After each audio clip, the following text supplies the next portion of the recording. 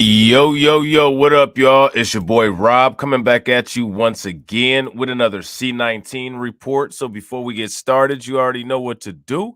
If you're not subscribed to the channel, make sure you hit the bell icon twice.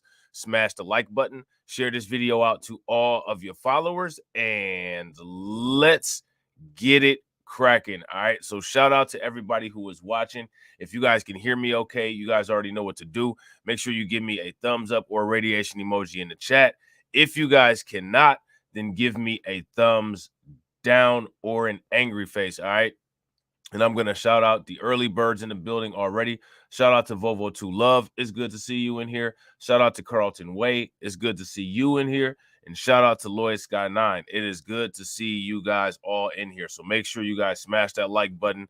Make sure you guys share. All right. If you're not subscribed to my other channels, if you're not subscribed to Twitch or Rumble, make sure you take a moment and do that as well. All right. What we're going to do is we're going to talk about the quote unquote new juice. All right. So my question for you guys is, how many people heard about the new juice? If you guys heard about the new juice, give me a thumbs up. If you guys did not hear about the new juice, give me a thumbs down. Apparently, there's a new wave of C19 coming, which there has been a new wave of C19 coming ever since the first wave of C19. You know what I'm saying? Shout out to Tammy Dorsey. What's good with it? So we're going to take a look at this one and see what's going on with it. And also, we're going to check out a doctor and see what this doctor did. Now, doctors are tied to the Hippocratic Oath or something like that, and they're supposed to help people and, prevent harm and stuff like that. I'm going to read this article to you guys, and we're going to check out and see if this doctor followed his Hippocratic Oath, or was it more of a hypocritical oath in this individual's case. All right.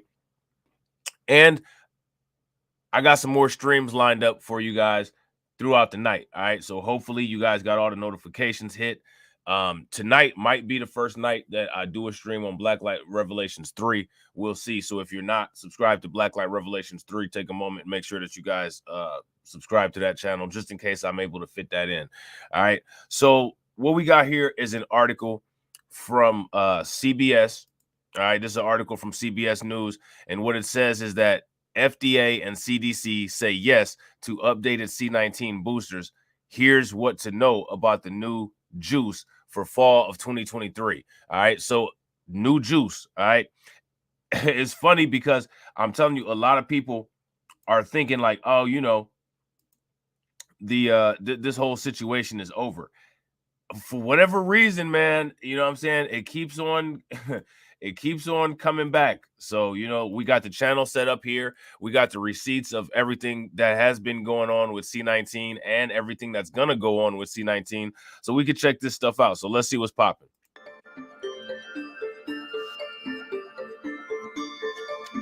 The CDC has issued its recommendation for the updated COVID booster. The panel voted to recommend the shot universally for anyone over the age of 6 months.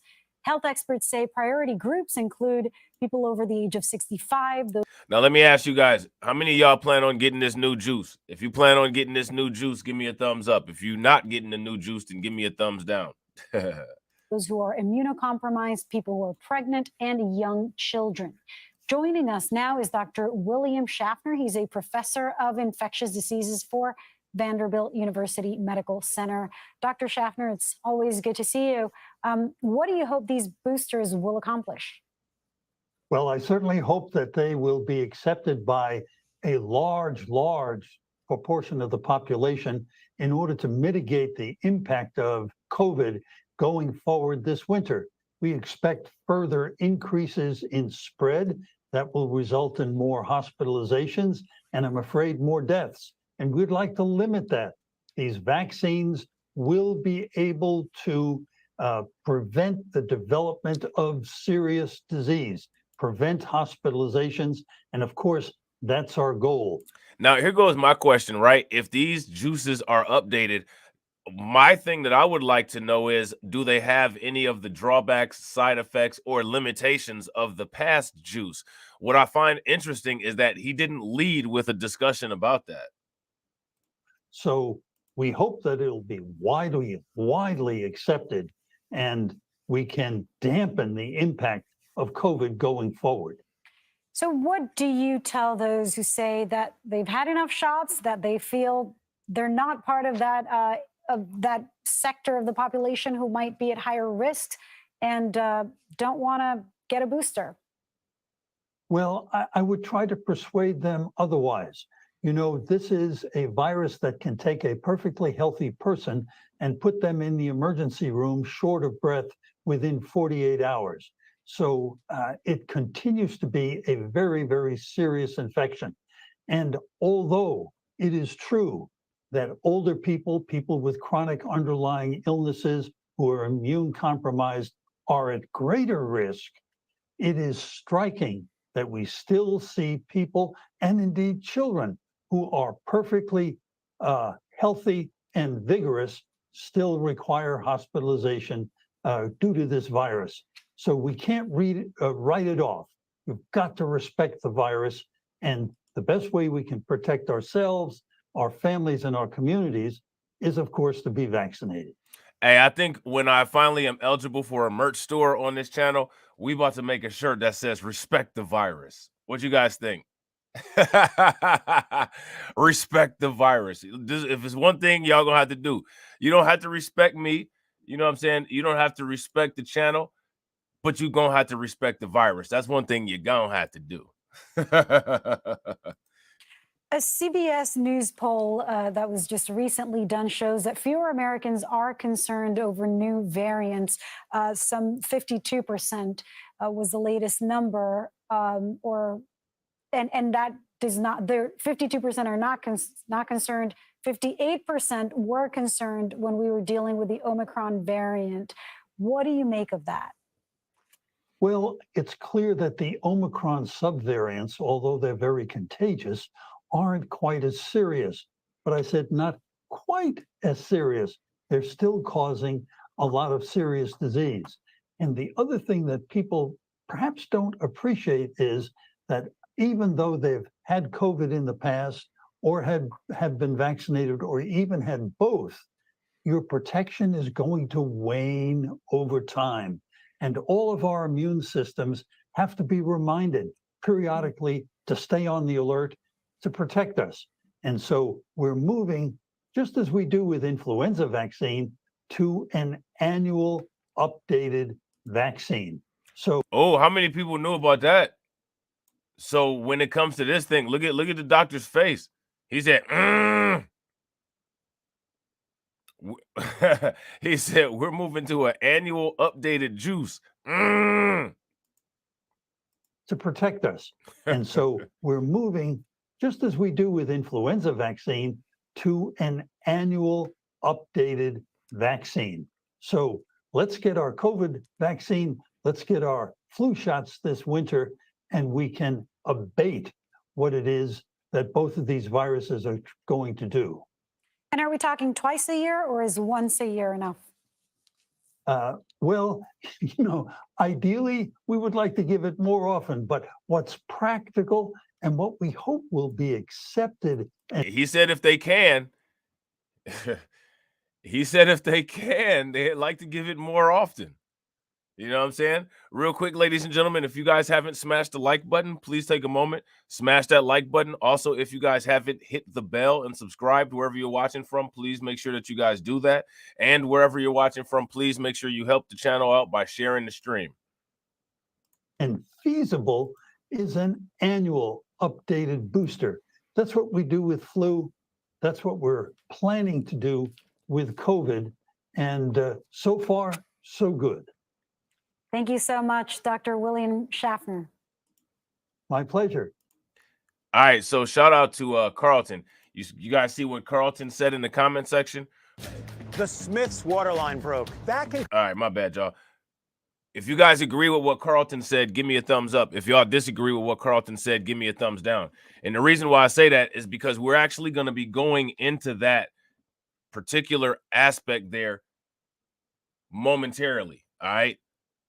Mo often, mo money. Just like that song by Notorious B.I.G. Y'all remember that song that Notorious B.I.G. made where they had the Diana Ross sample? Mo often, mo money. Updated C19 vaccine and booster shots are expected to be available nationwide as soon as Wednesday, after a panel of the Centers for Disease Control and Prevention's outside juice advisors voted by a wide majority to back new shots targeted for newer variants ahead of the fall season. Now, again, like I said, I've heard rumors, right? I don't know if this is true or not. I've just heard rumors that they're supposed to be allegedly bringing the lockdowns back. All right. I don't know if that's true or not, but this is what I hear. You know what I'm saying? The CDC panel's vote comes after the FDA approved and authorized the new shots from Moderna and Pfizer on Monday, amid, here we go, an increase of C19 hospitalizations and about the spread of several new variants. All right. So how many people heard about these hospitalization increases? We should look at these hospitalization increases, apparently, and apparently there's some new variants spreading. Let me see what we got here. Yeah. We're gonna definitely take a look at this. All right. So now here it says CDC is now recommending updated C19 vaccines for everyone who is 6 months and older to better protect you and your loved ones. CDC Director Dr. Mandy Cohen said in a release after signing off on the panel's recommendations. All right. So now let me ask you guys a question. Do you all believe that all the states agree with this? If you guys agree, if you guys feel that all the states are in agreement with this, give me a thumbs up. If you guys feel that there might be some states that aren't really on board with this, let me know. Okay. And I just want to put this out there because this might be a series that I start doing across the channels. But would you all say that within the United States, there's an unspoken Cold War going on within our own government? If you guys feel that way, then give me a thumbs up. Also, if you guys don't feel that way, then give me a thumbs down. Okay. So now here it says the CDC committee voted in favor of the universal recommendations for the shots to all Americans who are eligible after weighing data and modeling backing the needs for new shots. All right. So apparently they got some data and apparently they got some modeling that backs the need for some new shots. So let me see. I want to, okay. Yeah, they got a big PowerPoint presentation here. It's got wow, yeah, this is pretty in detail. So I'm gonna just put this in here. Shout out to Lloyd Sky 9. What's good with it? And shout out to Carla Lockard. What's going on with it, Carla? So here's that data, CDC data for anybody that's watching on the replay. It'll be in the live chat right here. You can reference that as reference information. All right. It's a CDC PowerPoint presentation. All right. So now here it says the public can be assured that these updated juices have met the agency's rigorous scientific standards for safety, effectiveness, and manufacturing quality. We very much encourage those who are eligible to consider getting juiced. Dr. Peter Marks, director of the FDA's Center for Biologics Evaluation and Research, said in a news release announcing the move. Okay. The FDA said that it green lighted at least one dose of the updated juices for Americans as young as 6 months old. Now, here's my question. How do you all feel about that? They're recommending this and the earliest age of recommendation is 6 months old. What do you guys think about that? Let me know what you guys think about that. Okay. We expect this season's juice to be available in the coming days, pending recommendation from public health authorities, so people can ask their doctor about receiving their C19 vaccine during the same appointment as their annual flu shot. Albert Bourla, chairman and CEO at Pfizer, said in a statement. Okay. The new juices are similar to previously approved formulas, but were updated to target the XBB variants, strains of the virus descended from the original Omicron variant, which became dominant last winter. Now, here's my question. How many people have heard about this XBB variant?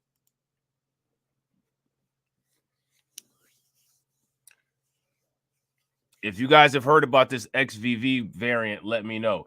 And if you guys agree with Lloyd Sky 9 and Carlton, throw the radiation emoji in the chat. All right.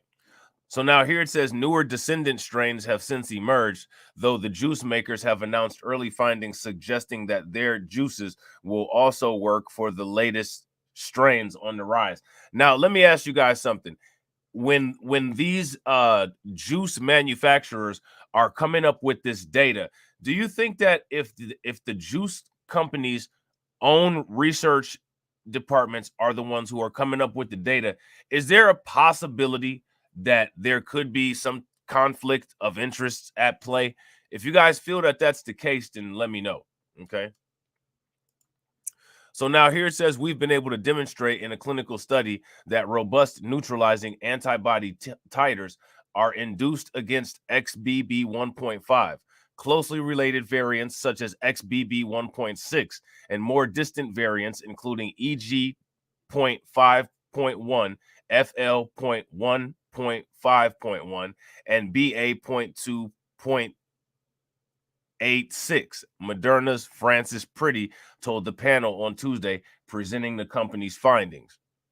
The new C19 shots come as health authorities have been gearing up for a campaign to promote other new juices now available for RSV or respiratory syncytial virus, in addition to the annual seasonal influenza vaccine. All right. Today's announcement also means we now have immunizations for all three major seasonal respiratory viruses, C19, flu, and RSV. As we head into fall and winter, we are in our strongest position yet, President Biden said in a statement. Now, here's my question. And I want to know what you guys think. If this juice, right, if this juice is as effective as they claim that it is, why would we need to even have any discussions about further lockdowns?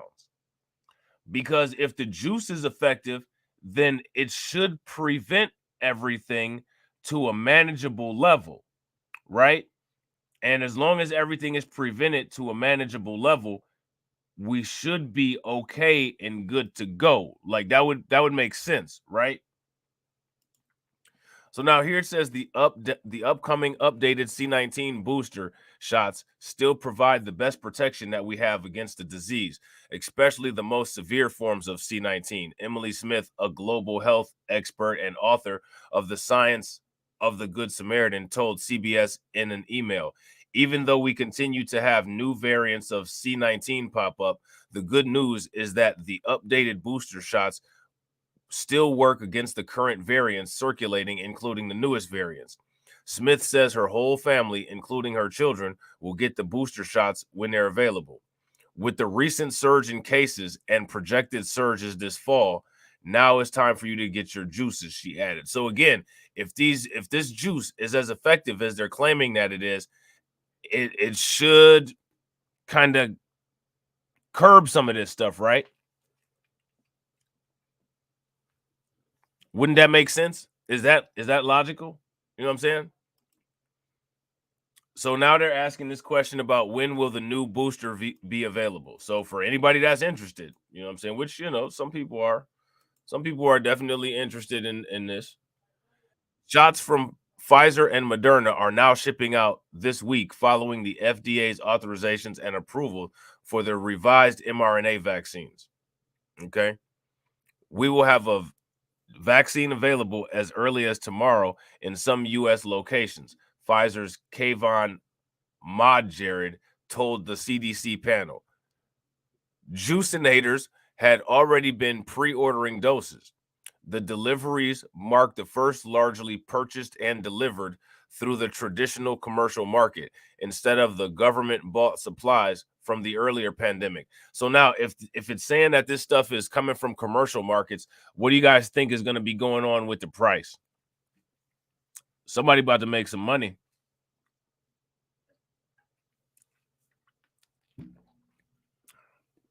Somebody about to make a lot of money, don't you think? The Biden administration plans to list some locations it knows about with shots in stock on its juice.gov webpage later this week. A feature will also be added to filter locations that are offering the juice for free to uninsured Americans, CDC's official said. So these uninsured Americans get to save money on purchasing the juice, and they get to save money on just not having any health insurance. That's nice.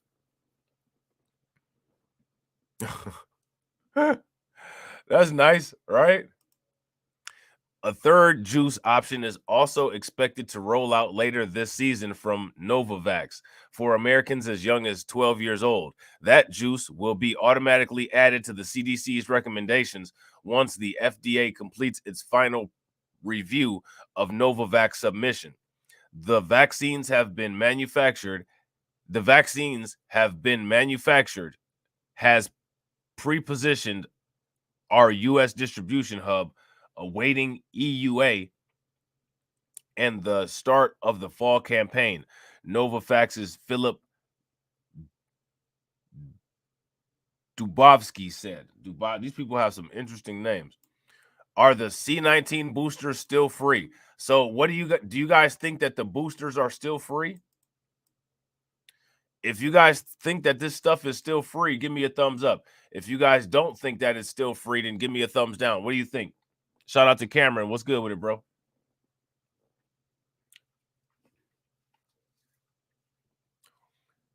Are the C19 boosters about to be free or no?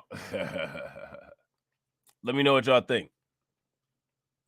All right. So now here it says for Americans without insurance, C19 juices will remain free through in-network providers, similar to the annual flu shot. Okay. Under a law passed early in the pandemic, private insurers have been required to cover C19 juices immediately upon the vaccine becoming authorized or approved by the FDA. This is different than other vaccines, which insurers typically have several months to implement coverage for. All right. So they have to give immediate coverage for this if you're insured and you want it. You know what I'm saying? So just be aware of all this stuff, okay? For Medicare, seniors will continue to pay nothing for their C19 vaccinations from any providers that accept Medicare assignment. A Center for Medicare and Medicaid Services spokesperson said. Medicare Advantage beneficiaries will also not have to pay anything as long as they get their shots from an in-network provider. All right? For uninsured Americans, the Biden administration offers shots for free through its Bridge Access program at health centers, local health departments, and pharmacies. All right. So, again, they're making a way to make sure that they give this stuff out for free. Okay. The first shots are expected to be available at those sites by the end of the week, officials said. So then they asked the question, who should get the juice? And you know, the default answer to that is they're always going to say everybody, right? They're always going to say everybody. The FDA says virtually all Americans as young as 6 months old are now approved or authorized to get at least one dose from either Pfizer or Moderna from their updated formulation. A panel of the CDC's outside vaccine advisors voted 13 in favor and 1 against a broad recommendation for all eligible Americans to get the shot, as was authorized or approved by the FDA. People who were recently infected have the option to wait for 3 months to get the shot, officials said, but can get it sooner, similar to what has been previously recommended. As soon as they're feeling better, they can get the vaccine if they want, but they can also choose to wait, the CDC's Megan Wallace said. All right, so that's the end of that. So my question for you guys is, what do y'all think about this? Anybody thrilled? Who's gonna run out and go get it and let us know how it works?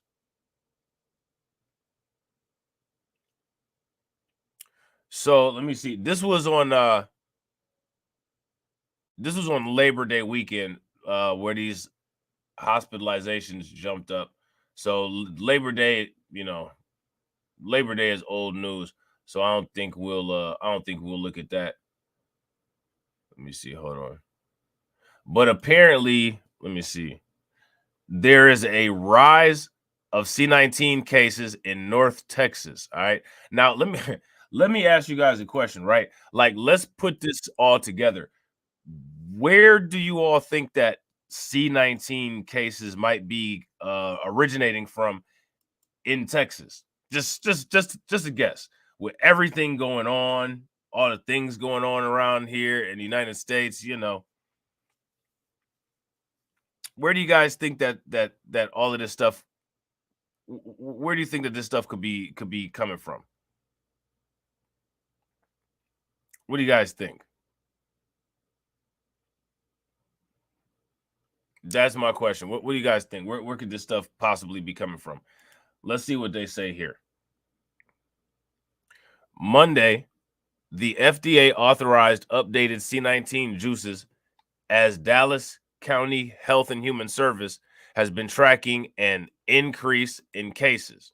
All right. Now, again, my question for you guys is, why do you guys think that that might be? Carlton says possibly from the migrants. If you guys agree with that, give me a thumbs up. If y'all disagree, then give me a thumbs down. And shout out to Deneen. Deneen says they always talk in percentages and not real numbers. You could say that cases jumped 30%, but what is the starting number? That's so shady, right? Like, if the starting number was 0 and the cases went to 30, and then we waited until there was 100 cases, we could say that there was a 100% increase.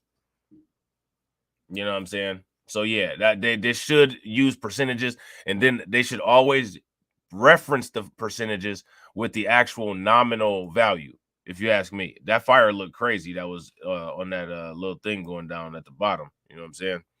So now here it says we've seen some increases also in hospital numbers, but these are still much lower numbers than we've seen in the past. So that right there literally goes exactly with what Deneen was saying.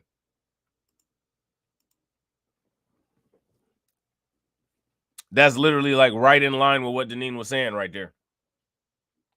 You know what I'm saying?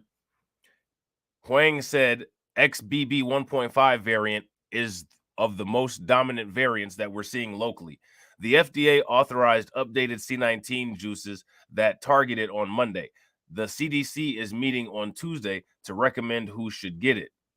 So we already know who they're saying should get the new juice, right? Because we just read that article. Then pharmacies are expected to get them in the coming days. We work very closely with the state health department, Huang said, and we're still waiting to hear our availability. What we're hearing here, really within the next few weeks, it should be rolling out all the way across the United States. Parkland Health Chief Medical Officer Dr. Joseph Chang said, we're not sure exactly where we fall in the pecking order, but we certainly expect we'll get something within the next 2 to 3 weeks here. When that happens, there's expected to be plenty of supply. Now, here's my thing. Every time they expect plenty of supplies and every time they expect all of this stuff to go the way that it's supposed to go, for some reason, it just never does. It just never does. In most cases, this stuff tends to not go very well. You know what I'm saying? It seems like the planning is always off. It just never works out real well. Now, let me ask you guys a question. Why do you think that might be?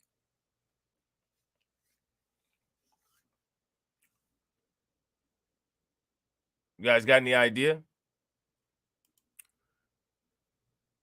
So that's good, right? Chang said, because you recall the first days of the juice, it was heavily titered. And so there were lots of people who were chomping at the bit trying to get juice that would sort of have to wait in line. Fortunately, this time, I think we will have enough to meet demand, certainly here in North Texas. As for our local school districts, Dallas ISD says the provider for the upcoming flu clinics through the district benefits department will offer C19 boosters for employees. At this moment, there is no planned rollout for students. So my thing is, if you plan on doing that, you probably want to get a plan in order, right? You know what I'm saying? We're waiting to hear about other local districts' plans. what it's sounding like is it will pretty much be like how people get the flu shot now, Huang said. We'll have a lot of pop-up events over the next several weeks. As soon as we get all the vaccines, we'll have them available.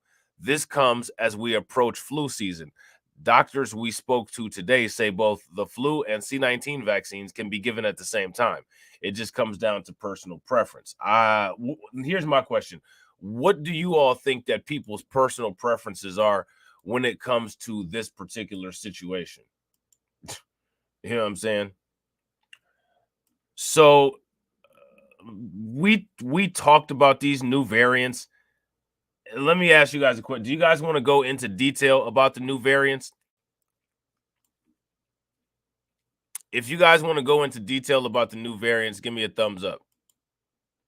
If you guys don't, then give me a thumbs down. If you guys don't, that's okay. I'll just put the link into the chat. And if you're curious about these new variants, which are called EG5, FL151, and BA286, I'll put the link to the article that talks about them in the chat. And people who are watching on the live view can reference these articles here. New variants. All right, so they're right here if anybody wants to look at them. Oh, so you guys do. You guys actually want to go through them. Okay. Shout out to my man Black Bitcoin King. Key, what's good with it, bro? All right, so we'll take a look at this real quick. Hold on.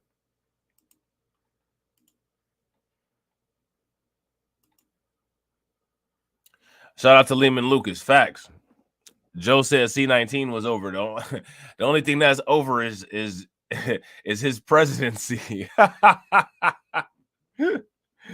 Now, let me ask you guys a question. When it comes to election 2024, is this C19 issue something that Joe Biden really needs to be pressed about, or that we really need to be pressing Joe Biden and Democratic lawmakers about? If you ask me, I think so. I think they definitely need to be held accountable to this, and they need to be asked certain questions. You know what I'm saying? Because there's a lot of things that are going on. There's a lot of things that have been going on that don't make a lot of sense. And we need answers. And we know that we're not going to get the answers, but we got to just keep beating them with the repeated questions, and never let up on the questions until either we have the definitive answers ourselves and we ask them to verify if our answers are correct, or they submit the answers. Either one. You know what I'm saying? So these are the new C19 variants, EG5, FL151, and BA286, and they're spreading. And here's what to know. I'll tell you one thing that I know about them. You don't get free days off from work anymore. So now it's not really nothing to celebrate if you get a double line on the test anymore. You know what I'm saying? Back in the day, after, I swear, like when C19 at first happened, man, it was like the lottery numbers, waiting for that drawing at the end of the day. You know what I'm saying? Like, I'd be like, man, come on now. Come on, double line. And then that control line would hit. I'd be like, man, I'm about to go home because I got all this stuff to do. And then that double line would just never come. It did come one time, though. And I was out. Man, I was out with the quickness. Man, I was like, man, I got to go. They was like, what's going on, man? I got 2 lines here. Look at the time. I got to go. Bye. You know what I'm saying? Wait a minute. Hold on. So then they was like, nah, you got to test again. I was like, all right, whatever. I tested again. I was like, nah, I got 2 tests, both tests with 2 lines. I got 4 lines. Get out of my way so I can get to the time clock. Shout out to Kareem. What's good with it, bro? All right. So now here it says health authorities say they're closely tracking the spread of 3 new C19 variants now spreading around the country. All right. Levels of C19 hospitalizations and deaths for now remain far below peaks seen during past summer and winter waves of the virus, but have been climbing steadily for several weeks and are predicted to accelerate. Now, here's my question. Why are they predicted to accelerate? What's fueling this predicted acceleration? That's my question for you guys. What do you guys think is fueling this predicted acceleration? And real quick, ladies and gentlemen, we got 12 people watching. Shout out to everybody. If you guys haven't smashed the like button, make sure you guys smash the like button. If you guys haven't hit the bell, please take a moment, hit the bell, and subscribe to the channel. And also make sure that you share the stream to your social media. You already know, I just wanted to go home. Man, look, get out of my way so I can go home. You know? Yeah, I gotta agree with Carlton. If you guys agree with Carlton here, give me a thumbs up. If you guys disagree, then give me a thumbs down. All right. So now here it says public health officials have said that they are well equipped for the latest seasonal uptick in the virus, with C19 tests and forthcoming juices expected to work for the variants on the rise around the country. All right. And that's what we talked about earlier. But the appearance of a new, all right, you see this? The appearance of a new, highly mutated variant has raised questions among virus trackers about what the coming months hold. All right. Well, I guess we'll know answer to that definitively when we see how well the new juice is able to immunize, or at least prepare people's immune systems for the new variant, right? That makes sense. So we'll see how effective that is. You know what I'm saying? Here's the latest about what we know about the new C19 variants now on the rise. All right. So here it's saying, what are the current new C19 variants? There are 2 that are fairly prevalent and 1, the highly mutated variant, that is not as widespread for now. Every 2 weeks, the Center for Disease Control and Prevention publishes projections of C19 variants that are dominant around the country. The EG5 variant is estimated to be the dominant strain in the U.S. because it makes up the largest share of new cases of C19 compared to other variants. All right. So keep that name in mind, the EG5 variant. All right. This EG5 variant is the one that they're expecting to be the one that causes the most problems. That's the one that they're saying is going to be the quote unquote most dominant one. Okay. You not where I'm at yet, Deneen. I've already lost hope. But kudos to you for still having some. You know what I'm saying? Me personally, I'm sitting here like, bring on the machines. You know what I'm saying? Either bring on the machines or bring on a large asteroid, one of the two. And we all got to make sure that we, you know what I'm saying, throw some positive energy the way of Cameron's brother, because he's dealing with it.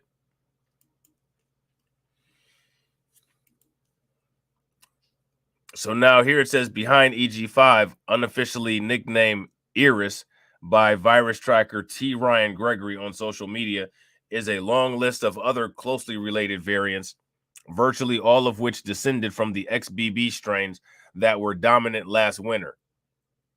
FL151, dubbed Fornax by Gregory, is the next largest strain at 14.5% of U.S. infections, the CDC estimated as of September 1st.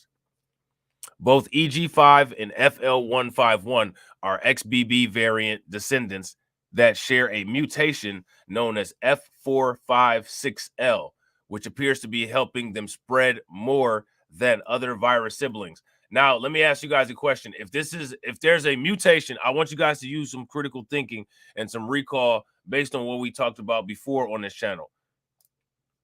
If there's a mutation, right, and that mutation helps the virus to be spread more easy, my question is,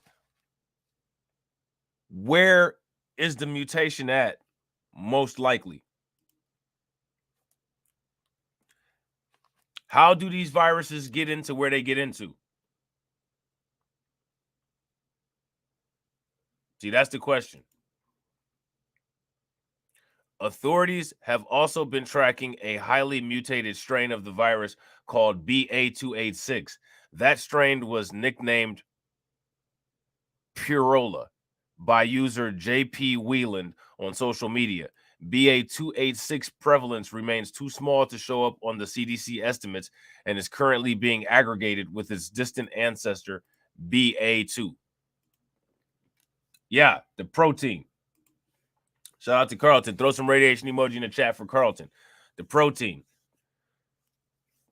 They found more sensitive glycoproteins that will allow them to be able to diffuse into the cell membrane a lot easier. That's basically how that works.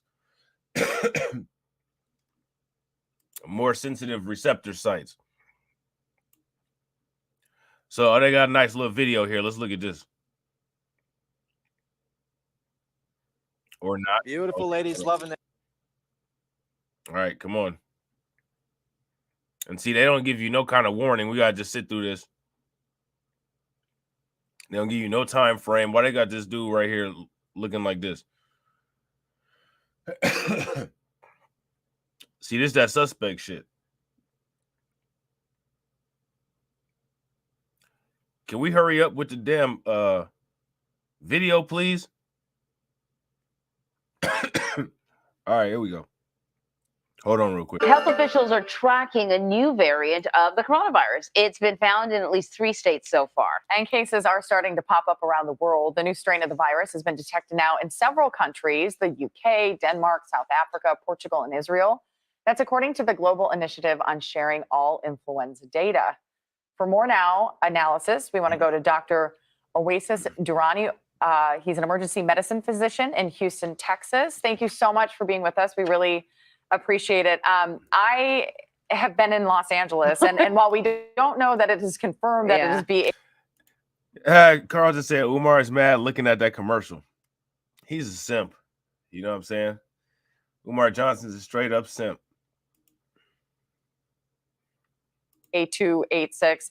I can tell you there are like 9 to 10 people in my office there alone who have all of a sudden gotten this. Can you tell us more about this variant, how it's different from other strains? It seems very contagious. Yeah, absolutely. Thanks for having me this morning. Look, we've kind of all gone through virology over the last few years, and we know these viruses mutate and we get variants. How this is different and why it's kind of raising a little more alarms is, usually from variant to variant, you might have a few mutations. This one has 36 different mutations. Oh, wow. Now, it's not unheard of. Like when you look at the original COVID strain and like Delta and others, we did have. So now here goes my question, right? At what point does the amount of changes that a strain has determine whether it's the same virus or not? Like, we got so many variants away from the original C19 to where my question is, okay, now how do we know it's still the same thing? When does it become a different virus? Well, that's my question for you guys. Let me know what you guys think. Times where we had more than 36, but since then we've had kind of more incremental change. So that's why it's a little more kind of on the radar. Anytime we have a new variant, we ask 3 questions. Is it more transmissible? Does it make us sicker? And do the vaccines and therapeutics we have against it work? Right now, those studies are being conducted. So this first hit our radar kind of early August. We should have the answers to most of those questions either kind of mid this week or next week. But for now, in the meantime, I urge all people that are high risk or maybe concerned or just don't want to get sick, mask up and try to brush up on some of the things we've learned over the last 3 years. Jamie and I were talking that I too had a family member who also got COVID recently, who never got it this entire time. This is the first time for him. And we wondered if this variant was particularly, people who had never gotten COVID before, even though he's been vaccinated, were particularly susceptible to it.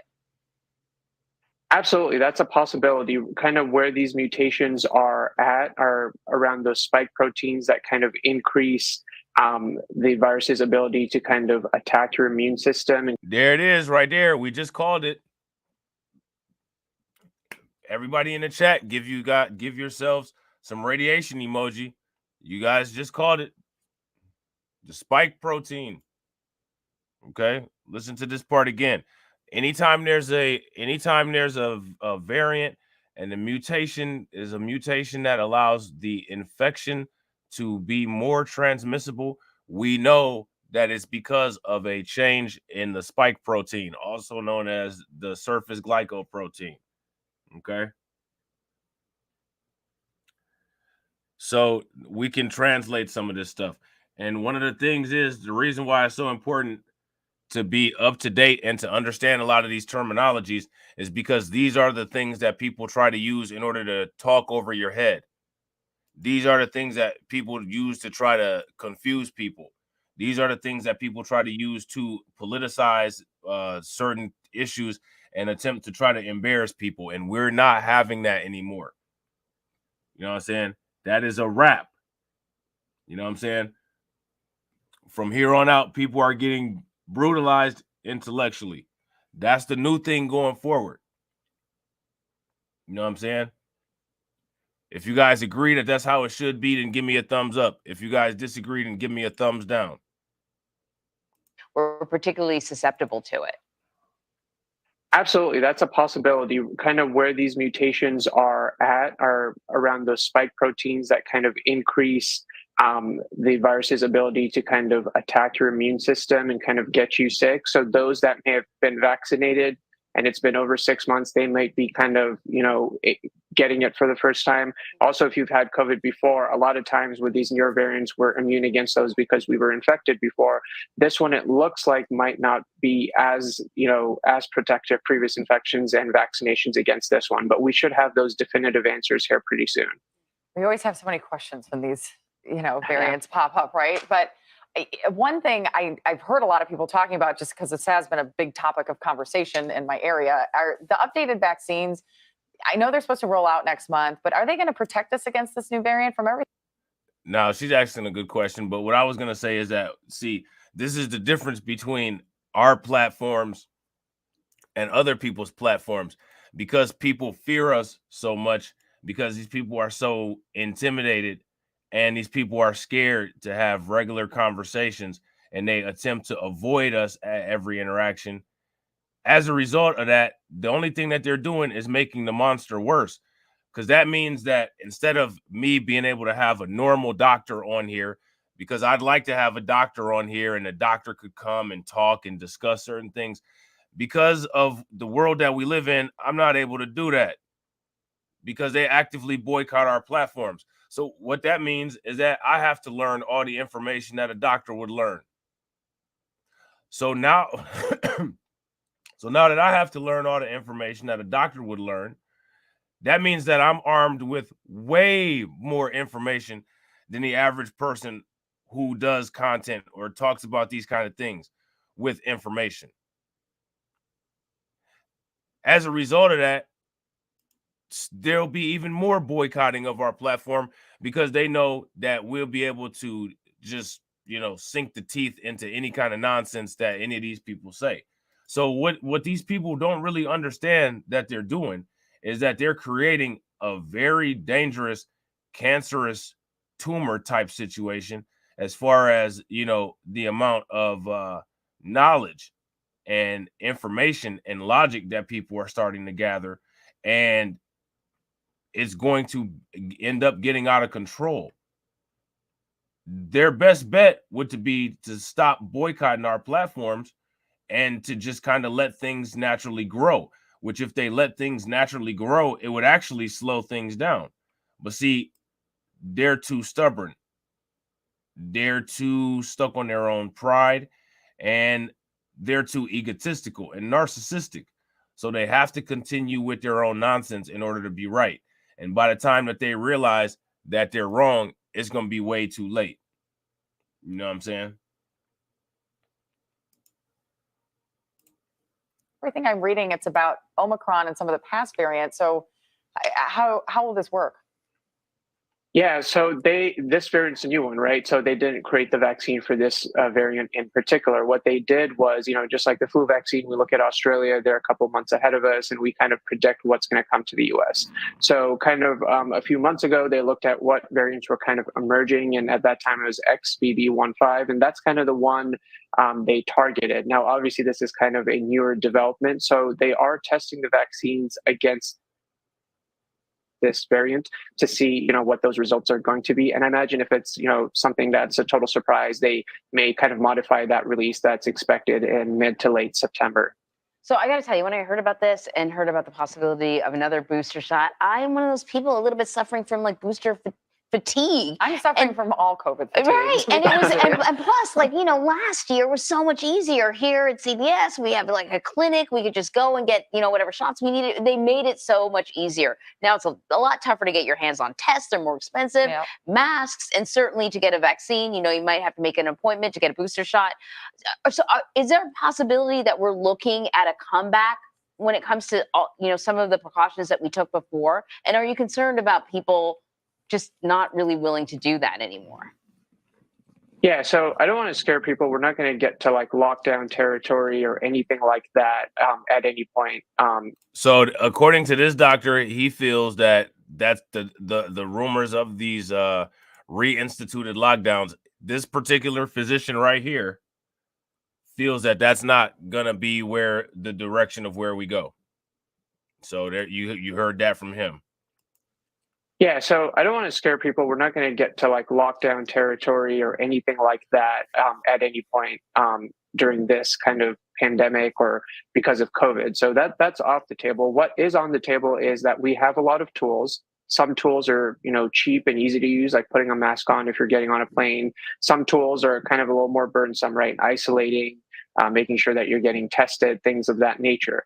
And so depending on how bad these waves are and how much COVID is in your community, you may have to use fewer tools or more tools. I like to tell my patients we were super prepared 2 years ago. We all had tons of tests and tons of masks. And like you're saying, those things are not as easy to get. A lot of times they're not going to be free or cheap to get. Your insurance may cover only a certain amount of it. So now is the time to prepare to see, A, do you have tests at home? Are they expired? If they are, they're not going to work as well. So make sure you have up-to-date tests. Make sure you have some N95 masks at home for all family members, numerous ones. And then make sure that when we do get that final evidence-based guidance from the CDC on these vaccines, to get them when you... Shout out to Brooklyn Queen. What's good with it? And real quick, ladies and gentlemen, if you guys haven't smashed the like button, shout out to everybody. We got 14 people watching on YouTube. Shout out to everybody watching on Rumble and Twitch. If you guys could smash the like button, share the stream, that would be great. And also, if you're not part of the Discord, please make sure you take a moment and hit that link that's pinned in the comment section. Join the Discord, and you'll be able to build community with subscribers and also submit stories, and also find other Discords like my man Torian Rain, who just joined the chat. Shout out to my man Torian Rain and Kid Gravity. All right, so make sure you guys go and check that stuff out. You are qualified. And then also making sure that, you know, just like last winter, there was a lot of flu, a lot of RSV. We have vaccines for both of those things. And so making sure that you get those vaccines as well. You know, I'm just glad we're talking about this because I recently flew from LA to here and I did wear a mask, but no one else on the flight was wearing one. And just knowing what was going on in our particular area, I wanted to not only protect other people, but you don't want to get it. I don't want to get it either coming into New York. So I think it's important to have these conversations and kind of rethink about it. The other thing was my mask. I had 2 of them break because they've been sitting for a very long time. So just replacing, I think this is all really good advice and things for people to think about. Dr. Owais Durrani, thank you so much for being with us. Appreciate it. All right, so that's that. All right, so now they're talking about the symptoms. Are symptoms for the new C19 variants different? What do you guys think? Do you guys think that the symptoms for the new C19 are different, or do you think that the symptoms are probably about the same? Let me know what you guys think. All right. Yeah, make sure you forget food, forget water, forget food, forget water. You know what I'm saying? Make sure you stack up on toilet paper. You know what I'm saying? Make sure you do that. So now here it says C19 symptoms appear to be largely the same. All right. So usually, like, you know, the only time the symptoms would really change is if one of the spike proteins allowed access to infecting through different areas, right? Like, say, for instance, a spike protein changed and there was able to be like entry through cerebral spinal fluid instead of through respiratory tissue. Now, of course, because you're entering through the cerebral spinal fluid, you're going to have issues with either your brain, your skull, or your spinal cord, because the entry way is different, and the entryway would be affected as a result of the entry. The tissue would be damaged. Those cells would be the cells where the virus populates, right? Which would cause tissue damage in the surrounding area. So that's how that works, right? So since, you know, it's more sensitive to the same vehicle of infection, not so much different symptoms. You know what I'm saying?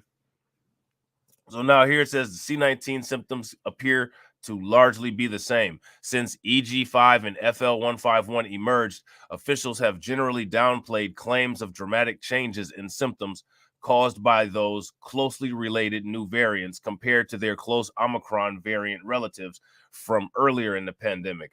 There has been no evidence of increased disease severity from the new EG5 strain, the WHO reported on August 9th. Now, there hasn't really been a lot of increased disease severity in any of these since we've seen them, right? Like we haven't really seen too much increased disease severity at all. You know what I'm saying? So now here it says experts say other changes in the population, like immunity from prior infections and juicing, also muddies attempts to compare whether new variants are to blame in shifts in reported symptoms for the virus. In recent months, C19 symptoms appear to have remained largely the same as they have been for the past year. So this is what we just said, all right? So make sure that you're aware of the symptoms. In recent months, C19 symptoms appear to have remained largely the same as they have for the past year, with cold and flu-like signs, cough, headache, muscle ache, runny nose, and fatigue reported most often. So if you start to experience any of those symptoms, which I find interesting because I thought that one of the telltale symptoms was a temperature, and they didn't put a temperature on here, right? Right. Oh, yeah. If that were the case, Carla, yeah, that definitely would be more dangerous. But that was just an example that I was using. You know what I'm saying? That's not like that's I don't think that's anything that is actually going on right now. That's what meningitis. If you ever heard of meningitis does that. It goes into the quote unquote meningeal tissue. You know what I'm saying? But yeah, that I was just using that as an example. You know what I'm saying? So now here it says, as for BA286, officials say that it's too early whether that strain will cause more severe illness because of its worrying sum of mutations. The sole case in Michigan was an older adult with mild symptoms, and the patient had not been hospitalized. Chelsea Wuth, a spokesperson for the State Department of Health and Human Services, said in a statement to CBS News. In Denmark, health officials said their 3 BA2.6 variant cases did not have symptoms other than those normally seen from C19.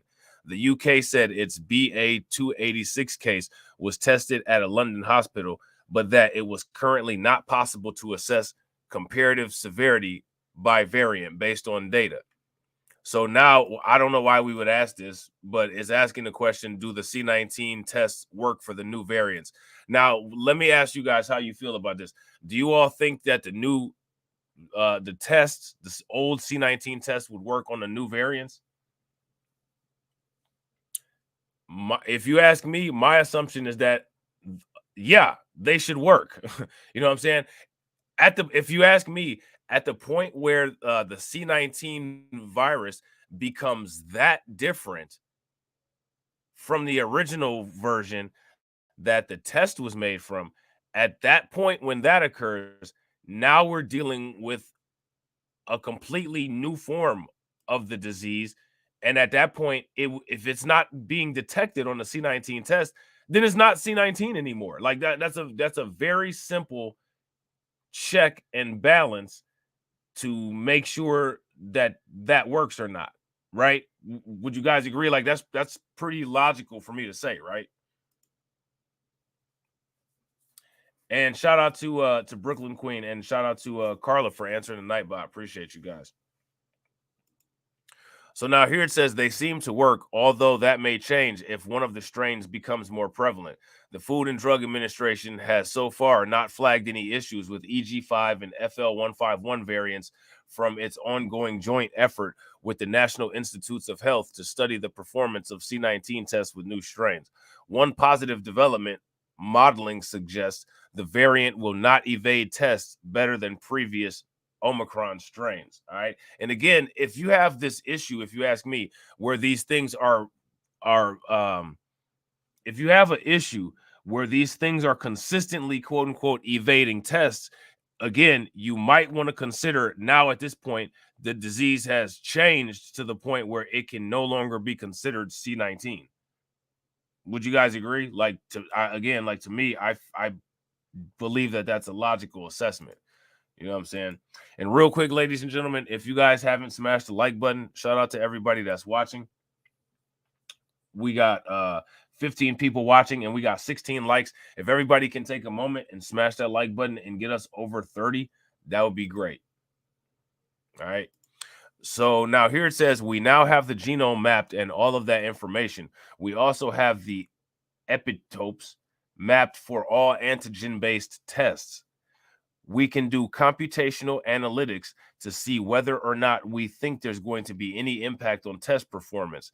Todd Merchak, co-lead of the NIH Radiation X Tech initiative at the National Institute of Biomedical Imaging and Engineering, said. All right. Merchak said the initiative's well-oiled machine has been preparing for manual experiments to validate whether home C19 tests are less sensitive to EG5 and other variants in case the FDA decides to call for home C19 tests to be rechecked for the new strains. Okay. We use the same protocols, so we have comparisons across every test that's on the market. Every test that's in development, we can compare them against each other, so we have data for everything, said Merchak. Experts say it's possible BA's 286 wide changes might change the performance of some tests if it grows more prevalent. Now, let me ask you guys a question. Do you all know how these tests work? Have you guys ever heard of a acid fast test and a gram negative and gram positive test?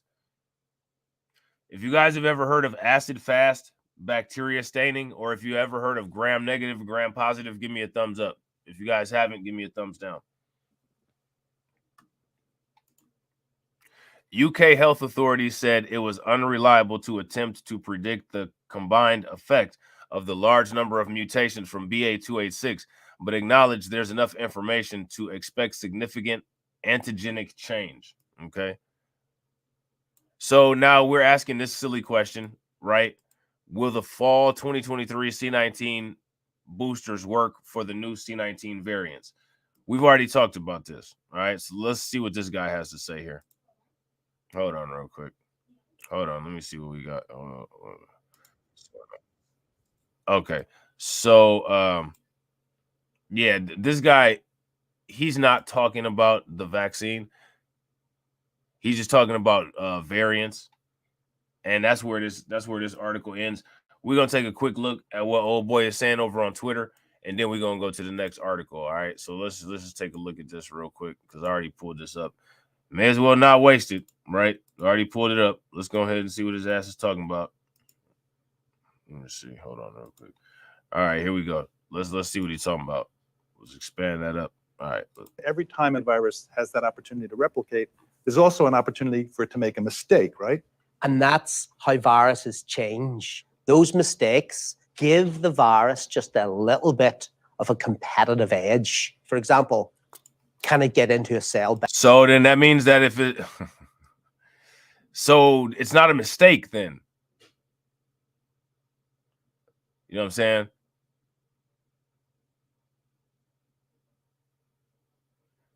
When you guys make mistakes, does it give you a competitive edge or does it inconvenience you? These viruses are never inconvenienced by these mutations, which means that they're not mistakes. They're mutations leading to evolutions. But again, whatever, this is where my science disagrees with mainstream science. Every time a virus has that opportunity to replicate, there's also an opportunity for it to make a mistake, right? And that's how viruses change. Those mistakes give the virus just a little bit of a competitive edge. For example, can it get into a cell better? Dupre says yes. He used this animation. I want you guys to understand the way I look at this. The mutations that occur in viruses, that is, if you ask me, a form of organic machine learning. Just like how, if you ask me, your immune system is the same as organic machine learning. when your immune system deals with a particular pathogen and it creates new chemicals and new cells and new ways to fight or combat that pathogen, it's not a mistake. It's dealing with it because it dealt with it before, and it's using what it learned from when it dealt with it before to create new barriers of entry, right? Whereas it's breaking barriers of entry that viruses do. So after all the time when the first viruses come, they deal with certain things, right? They might deal with glycoproteins that they can't stick to. They might deal with certain immune system cells that hunt them down. They might deal with certain chemicals in your body, right? And so all of the new viruses come. Now those viruses are inside of your body and they're merging with your DNA, right? RNA transcriptase. And during that process, I'm sure they're aware of the environment that they're inside of. So there's some force that says, okay, I need to deal with this particular white blood cell. I need to deal with this particular chemical. And if I could get in here faster, it would make the likelihood of me being destroyed before I'm able to insert my RNA in here less likely. So how do I do that? Okay, I need to find a more specific receptor to stick to. All right, so I'm gonna make my glycoproteins more specific to the ACE2 receptor, right? Which is the one that C19 sticks to. So I'm gonna do that. All right. Then the next wave of viruses come. Those infect people. They come up with more efficient ways and more efficient ways and more efficient ways. And these aren't mistakes. These are updates in the DNA based on what they're infecting. As a matter of fact, if you ask me, that's how these things can jump from humans to animals to other life forms. You know what I'm saying? But again, in this kind of science, they call it a mistake. My question is, how is it a mistake if each of these changes in a way where it makes the goal more attainable? That's not random. That's not accident. That is a driven over time attempt to meet maximum efficiency of breaking barriers of entry.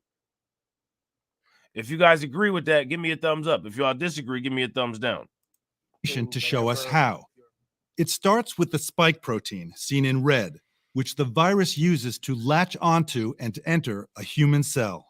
So if you've been infected, you'll make antibodies, these blue molecules that bind to the outside of the virus spike. And what they do is they block the virus getting into the cell. They can't bind the receptor.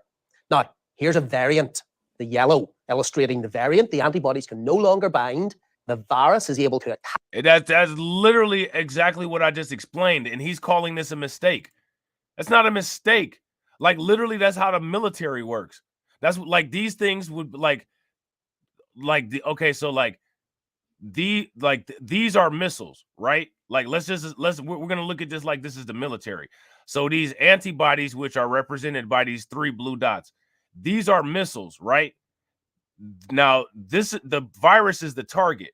These yellow tips on here, this updated spike protein, those are missile defense systems. So what they've done is they've updated their glycoproteins so that antibodies can't stick to them and harm the cell before it's able to release the RNA into the virus, before the RNA is able to be released into the host cell. That's not a mistake. That's something that's done to preserve the life of the virus and to maintain the integrity of the RNA until it's able to be deposited into the host cell. These are scientists that are sitting here saying this insanity. You know what I'm saying?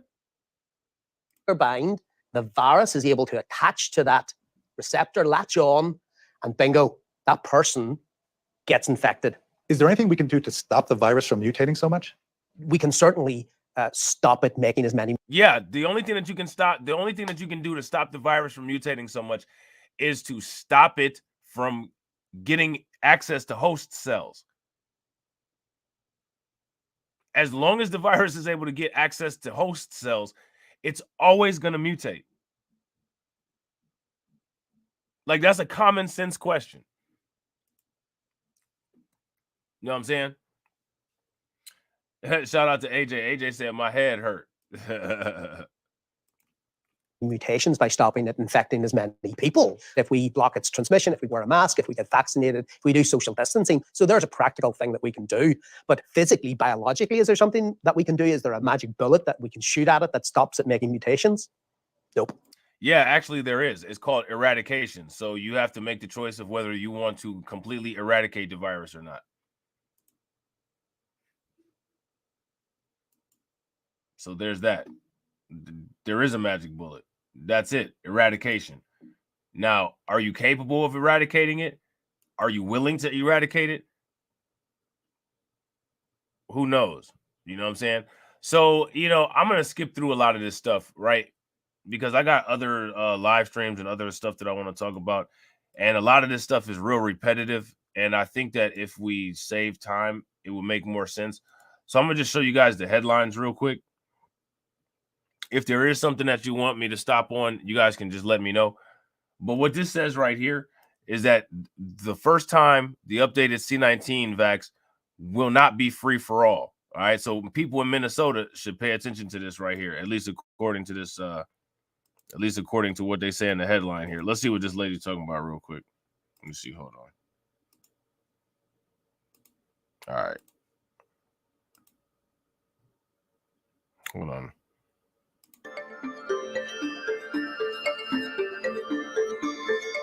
Well, we knew it was coming. The CDC has authorized updated COVID-19 vaccines that will be available to all people ages 6 months and up.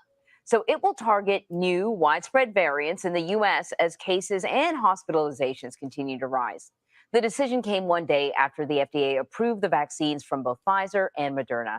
So our Elaine Keano spoke to the CDC director, Dr. Mandy Cohen, about the decision to include children in the recommendation.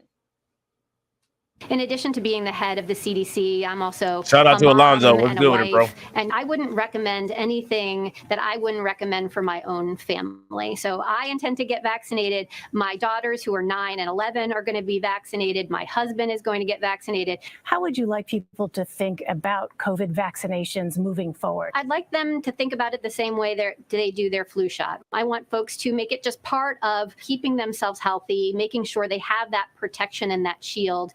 And use all the tools we possibly have.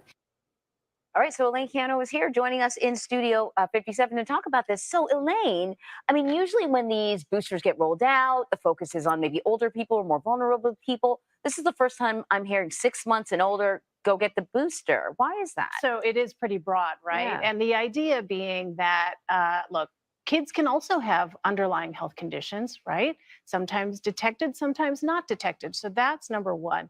At the same time, if we're talking about protecting the community at large, we know that kids can carry the virus, right? And they may be asymptomatic, and they could potentially spread that virus to people who are more vulnerable, right? Those populations that we always talk about, the immunocompromised, the elderly, pregnant women. So there are a host of reasons in their minds to have that recommendation stand. Now, that being said, I also asked the CDC director, Dr. Cohen, well, who should get the vaccine first, right? Who should be first in line?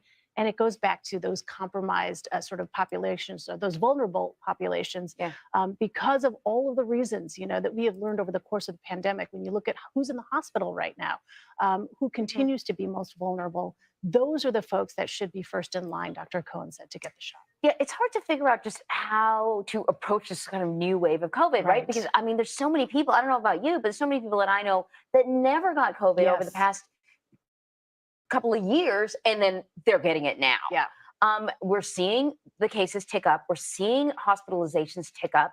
I mean, how are officials approaching this? Yeah, it's a good question, because we are hearing about cases rising, right? I asked Dr. Cohen, well, how concerned are you about that? The answer is it's not, certainly when you look at the past levels that we were at of hospitalizations and deaths, we're not near that. So it's not alarming in that sense.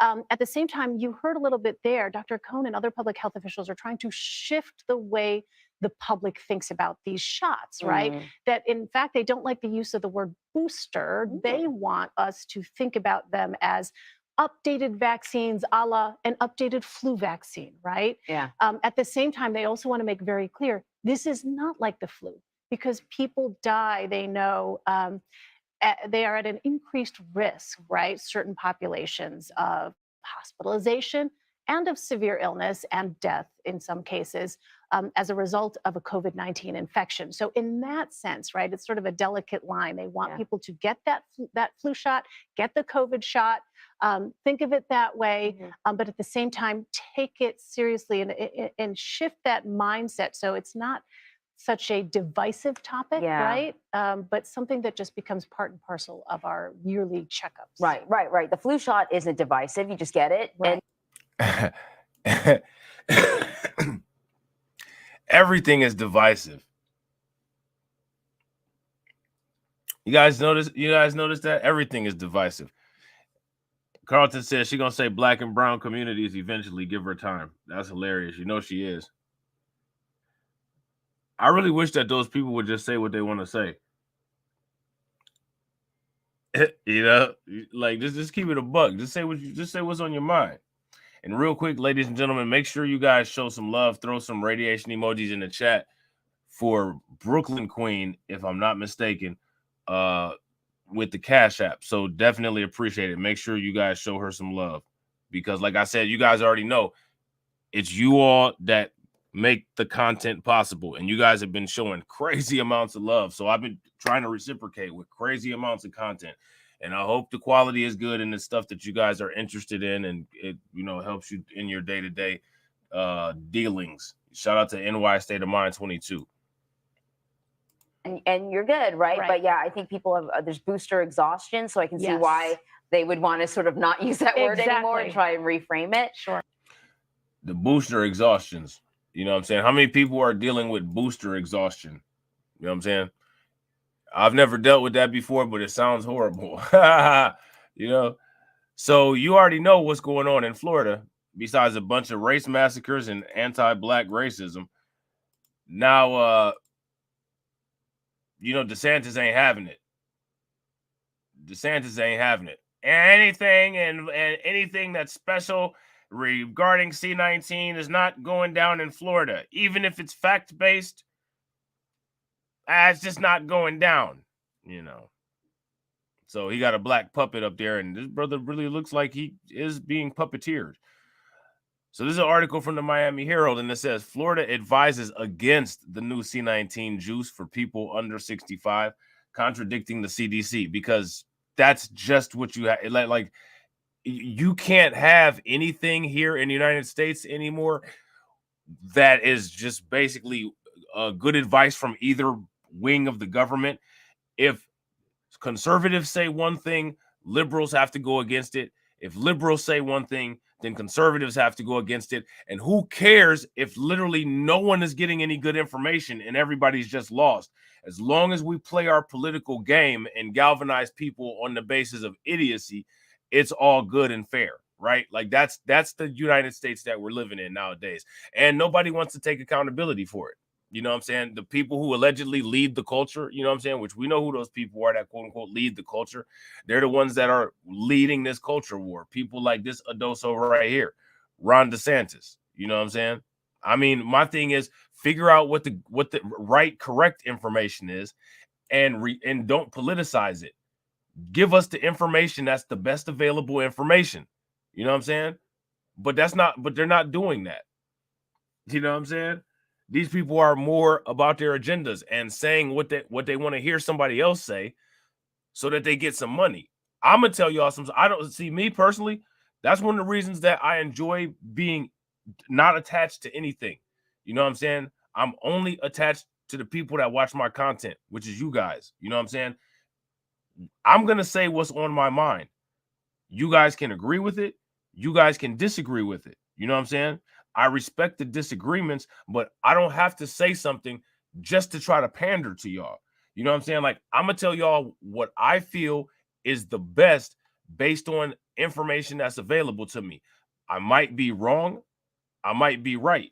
Y'all might disagree. Y'all might agree. But the integrity of my delivery is pure and true and is not agenda based. You know what I'm saying? And the thing that other than empowerment, you know what I'm saying? But aside from that, that's it. You know what I'm saying? I try to go straight with the facts. If I have reference information, I try to show the reference information. There's no liberal think tank paying me. I'm not being sponsored by Justice Democrats. I'm not being sponsored by, Coons for America, Black Conservative PAC. You know what I'm saying? I'm not, I'm not being funded by Sambo USA, Super Pat. You know what I'm saying? Negroes for Trump and stuff like that. Like, nah, I ain't got none of that. You know what I'm saying? My Super Pat is my Cash App. You know what I'm saying? My Super Pat is my Super Chat. Like, that's it. You know what I'm saying? And I gotta agree, AJ. They all about the grift. And I'm gonna keep it a buck with y'all. I'm all about the grift too, but I'm not gonna grift on something where it's gonna try to lead you in the wrong direction. I'm gonna grift on some fresh and fit roasting or some just pearly things roasting, or you know what I'm saying, chopping it up on reacts or something like that. I'm not gonna try to steer people socially in an unsafe or incorrect direction. You know what I mean? And it's just wild that these people that have a responsible position in the United States government try to do this. And I'm gonna tell you what else is wild. After y'all see what they doing down here, wait till y'all see what this other individual did. What we gonna wrap this up with? All right. So now here it says they said that Floridians under 65, and again, this is according to Florida, because I don't want to read this and then get my channel struck because I read some crazy shit that they doing down in Florida. So Florida's recommendations, not the CDC's, you know what I'm saying? And again, this is coming from the Miami Herald, not my opinion. You know what I'm saying? If Ron DeSantis is not getting quote unquote censored for this, then I shouldn't get censored for reporting it. Floridians under 65 should not get the new C19 juice, according to a controversial new recommendation by the Florida Surgeon General, Joseph Ladapo, announced Wednesday afternoon, that runs counter to federal guidance. All right. Now, remember, in the United States, right, state law supersedes federal law, right? So despite the fact that people may not agree with Ron DeSantis and his opinions about this, state law supersedes federal law. So his law is going to override what goes on in the government, in the federal government. According to the United States Constitution, that's how it's supposed to be. You know what I'm saying? So, I mean, I'm just saying, just so people understand, you know what I'm saying? You know, sometimes you will see somebody in California, they like, they doing something crazy over there. You know what I'm saying? I mean, hey, that's how this shit works. You know what I'm saying? That's how that shit go. You know what I mean? So now here it says the U.S. Centers for Disease Control and Prevention on Tuesday recommended the juice for everyone 6 months and older ahead of an expected busy flu and C19 season this fall. The updated juice, which is tailored to better protect against an Omicron subvariant, was approved by the U.S. Food and Drug Administration on Monday. Ladapo, who was appointed by Governor Ron DeSantis, announced his recommendation at a Tallahassee roundtable discussion attended by the governor. It comes as cases of C19 in Florida have risen over the summer, with almost 24,000 cases reported in the final week of August. That's more than double the number from 1 month earlier, but infection levels remain far below those the state recorded during the surges of both the Delta and Omicron variants. So what we have is we have similar statistics going on across the board. Yeah, you like that? The Sambo USA Super Pat, you know what I'm saying? That's hilarious. How much you think they put in the plate for Tim Scott? They're gonna have to put a lot in the plate for Tim Scott, seeing how his homies flipped on him because he's not married. You know what I'm saying? So now here it says Florida had also had 18,871 new C19 hospitalizations for the week ending September 2nd, an increase of 8.7% from the prior week and the second highest number in the country behind California, according to the CDC data. Okay. Lepato's recommendation states that the new booster was approved without meaningful clinical data performed in humans and without proof of the juice's safety and effectiveness, but it does not rule out the juice for Floridians 65 and older, instead saying that they should discuss the juice with their healthcare provider. All right. So now here's my question. Let me ask you guys a question. Do you agree with DeSantis on this issue? If you guys agree with DeSantis on this issue, then give me a thumbs up. And if you guys disagree with DeSantis on this issue, then give me a thumbs down. And real quick, ladies and gentlemen, wherever you're watching from, if you can give me a like, if you can smash the like button. Also, if you guys can hit the bell and please share the stream to your social media, that would be great. And if you're not subscribed, go ahead and make sure that you do that as well. Shout out to Jada Informant. What's good with it, bro? So now here it says, I will not stand by and let the FDA, the Food and Drug Administration, and the CDC use healthy Floridians as guinea pigs for new booster shots that have not been proven to be, that. All right, I'm not going to say that because they're going to take that and try to say that I said it.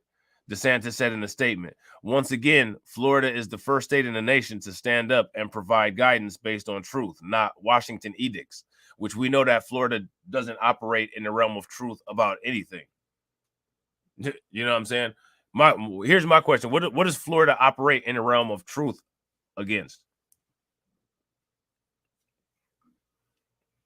Oh, yeah, we got more content coming up tonight.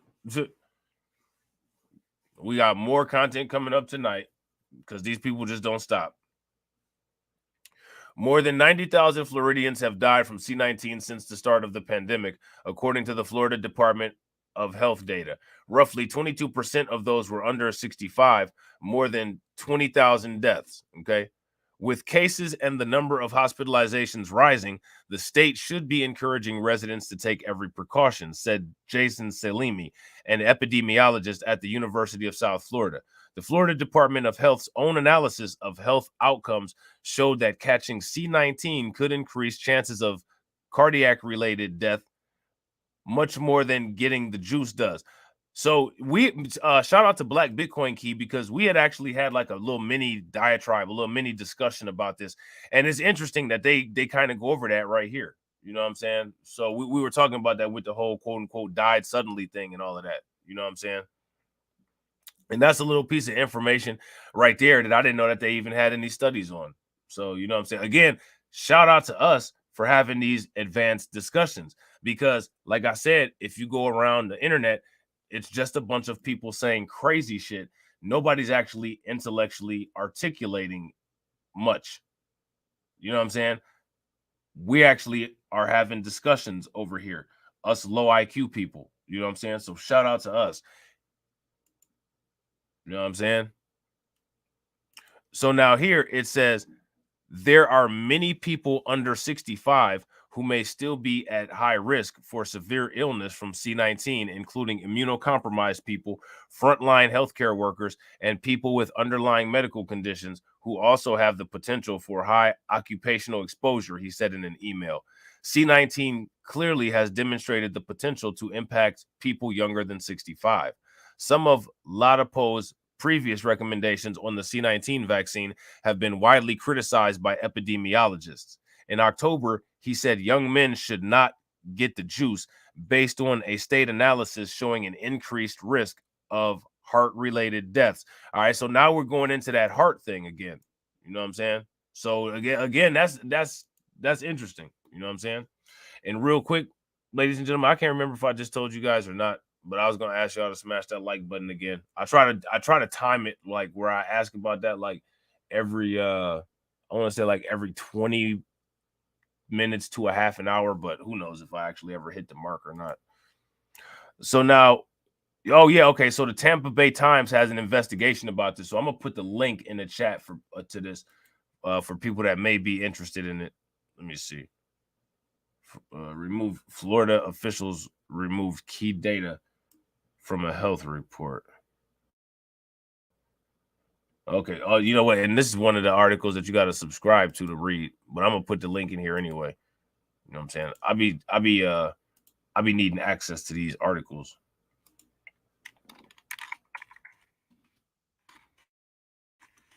All right, hold on. Florida cardiac C-19 studies. All right, so if you're watching on the replay and you want to reference this, all you got to do is just hit this link that pops up in the chat written in. All right, there you go.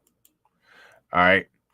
So it says the state removed from its analysis data that showed that catching C19, all right, increases the chances. All right. So it says the state removed from its analysis data that showed catching C19 increases the chances of cardiac related death much more than getting the juice does, a Tampa Bay Times investigation found. All right. The federal guidance highlights that C19 juice developed by Pfizer, BioNTech, and Moderna have proven effective in providing protection against severe C19 symptoms that can result in hospitalization and death. They remain the best way to give the body the ability to keep the virus from causing significant harm, CDC Director Mandy K. Cohen said in an opinion piece published Wednesday in the New York Times. Even though many Americans have been exposed to previous versions of the virus because they've been infected, that protection decreases over time.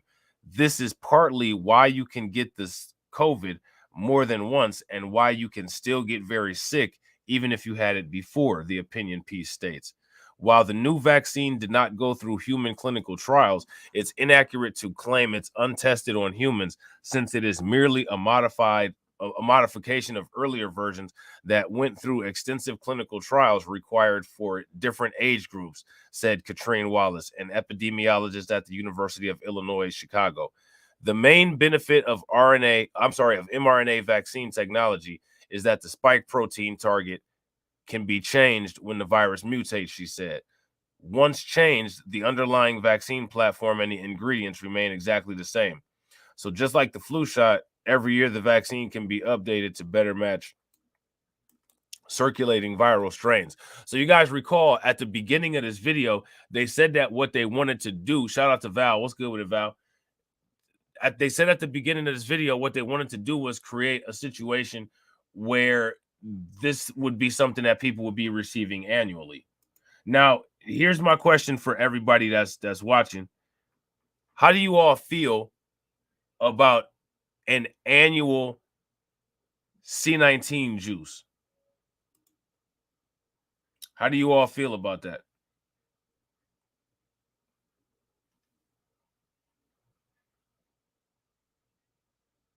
Do you guys support that idea?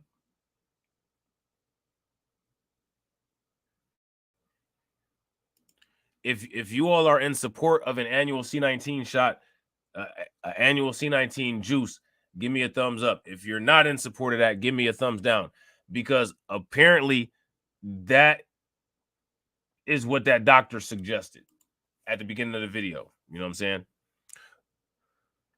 So now here it says during the roundtable, Stanford professor Jay Bhattacharya, who was an early skeptic of claims about the effectiveness of the juice, said that the CDC statement was absolutely not supported yet. He said a small randomized study has shown that it increases antibody levels, but it's not evidence that the new juice protects people from C19. So my question is, what is the definitive evidence that somebody would be protected, just so that we know for the future, so we have a standard to measure effectiveness against, right? Because that's what we need. We need to have a universal standard, or a universal standard that can be adjusted in some way, you know what I'm saying, to be able to see, well, is this effective versus if it's not? Because if it's not effective and we got data that shows that it's either not effective or more harmful over a period of time, what would be the next logical step for people to start looking into? You know what I'm saying? Like, we got to ask these questions. You feel what I'm saying? So now here it says, I'm not saying it's not true. He said of the CDC statement, the answer is we just don't know. Latipo noted that European governments had not recommended the new juices for as many people as the CDC did. So if anybody is able to find any reports or any news articles about what's going on in Europe and what their recommendations are as far as this C19 juice, make sure you guys tag me in those, or either shoot them to me in the Discord, and I'll try to get a video up about them if I don't run into them first. A lot of times I get a lot of information, you know what I'm saying? And I get a lot of information sometimes before my subscribers get it to me. So, you know what I'm saying? If I get it, y'all already know I'll get it up. You know what I'm saying? The European Center for Disease Prevention and Control said vaccination programs in EU countries should prioritize people aged 60 and older, as well as other vulnerable groups, according to a Reuters report. All right, so look, here goes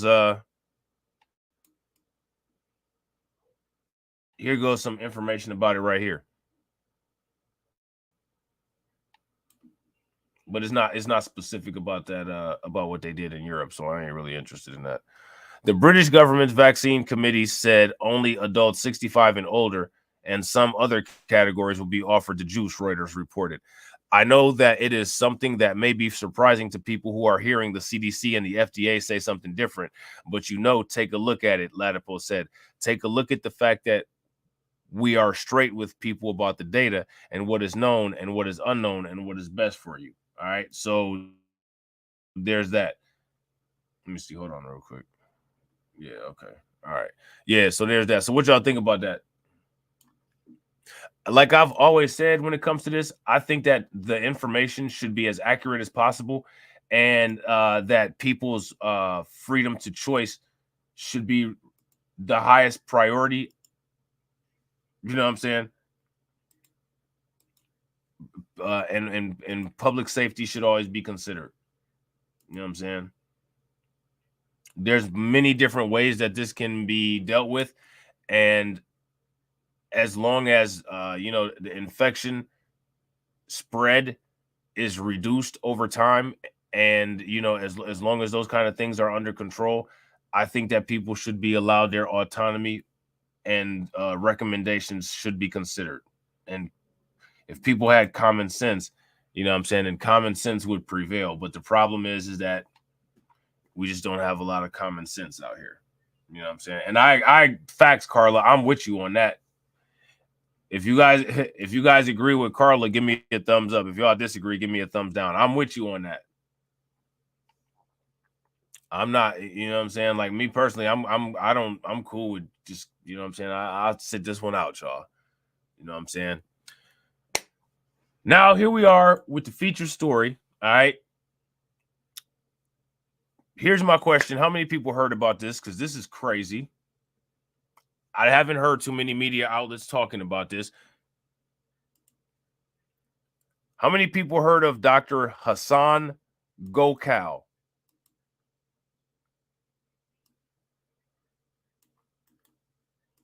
This doctor was terminated over the C-19 vaccine.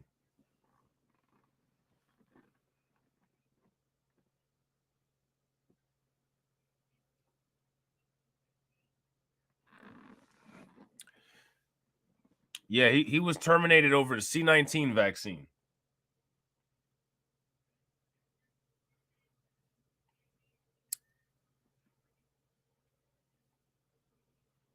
Now, why, you might ask? We'll find out. We'll find out. So now here it says Houston doctors termination over C-19 vaccine based on 3-hour investigation records show. Now, what did the investigation find? The records were part of a trove of court documents that reveal new details about how Harris County public health decision to fire Dr. Hassan Gokal in early 2021. All right. So this article came out today, okay, at 1 o'clock. Dr. Hassan Gokal is still waiting for his day in court. It has been nearly 3 years since the emergency room physician was fired from Harris County Public Health for administering 10 expiring C-19 vaccine doses to eligible patients, including his wife, in his Sugarland neighborhood. He administered expired doses of the juice.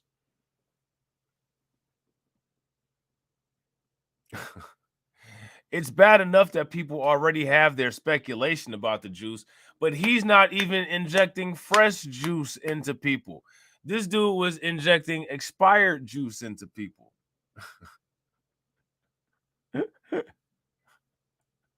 What y'all think about that? Man, that's wild. public health officials said he did not have permission to take the juice from a site he was managing. So he just stole it. I'm going to take this shit home. You know what I'm saying?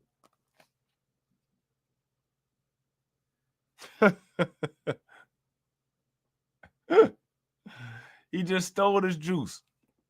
You know what I'm saying? The agency reported him to the Texas Medical Board and the Harris County District Attorney's Office, which accused him of stealing the doses for his personal benefit. Ultimately, after the accusations made international news, a grand jury and the medical board cleared Gokul of wrongdoing. How do you clear somebody of wrongdoing for this shit? Let me ask you guys a question. How do you get cleared on wrong? How do you get cleared of wrongdoing when you not only stole vaccine, right? You stole, first of all, so you misappropriated assets. Then you utilized negligence because you're never supposed to administer expired medication, and he did that. And then he broke the ethics by administering it to his wife. And shout out to Carla, Val, and Brooklyn Queen for hitting that Nightbot. Appreciate you all. How do you get cleared of wrongdoing on this?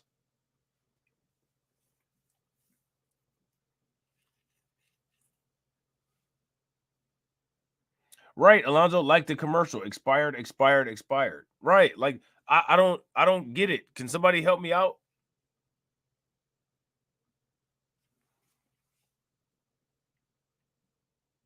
Seriously, how does that work?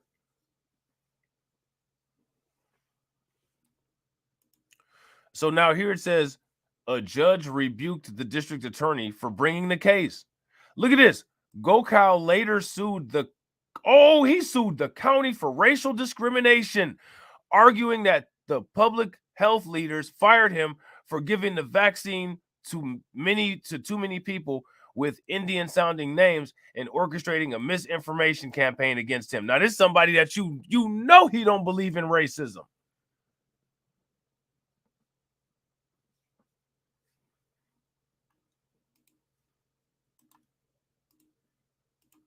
I'm about to give y'all this I'm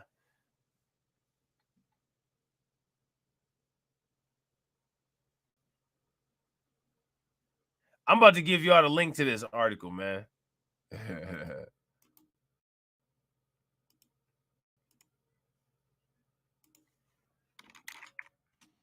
What's his last name? Gokul, Gokal, sounding like Dragon Ball Z.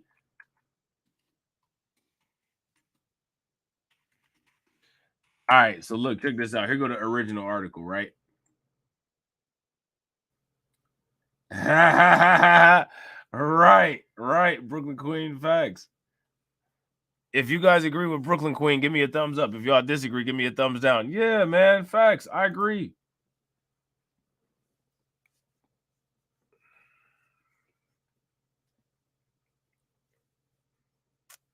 I thought those people didn't need to use any of those kind of excuses or any of those kind of policies.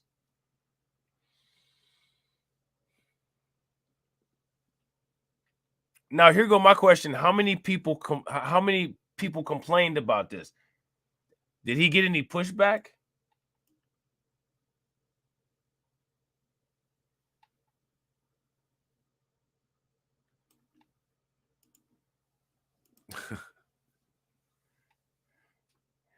Did this guy get any pushback? So now here it says now Gokul lawsuit is on hold while Harris County fights to have it thrown out. The county denies allegations and claims it is immune from liability. All right. In May, Judge Randy Wilson, who at the time presided over the 333rd Judicial District Court, denied the county's request to dismiss the case. Harris County appealed the decision to the First Court of Appeals in Houston, which has not issued a ruling as of Wednesday. Okay. Harris County Public Health declined to comment on the lawsuit. The Harris County Attorney's Office did not respond to a request for comment. Gokul and his attorney, Joseph Ahmed, told the Chronicle that they believe that the county is using a delay tactic ahead of the potential trial. They lost on this issue in front of a very well-respected judge, Ahmad told the Chronicle. They're just delaying, in my judgment, the inevitable. Court documents filed over the last year reveal new details around Gokhal's termination, including acknowledgments from top health officials that the department did not have written policy about what to do with unused vaccine doses.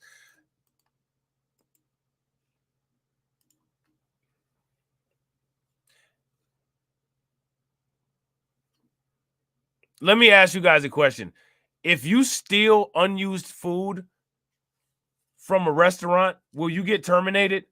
So because they don't have no policy, that I guarantee you the understanding of to be a doctor is not to administer expired vaccinations. Like this is serial cheaptitude that me and KO Kid Fit, me and Grind and Motivate was talking about, that goes on with people that are not from the United States. Serial scabby crackhead culture cheapitude of, I'm not gonna spend a damn penny on anything. I'm gonna steal this shit and go ahead and give it out. You can go ahead and drink that milk, even though it's 2 weeks after the expiration date. 2 weeks? Well, there was nothing that said that I wasn't allowed to do that. Like, seriously?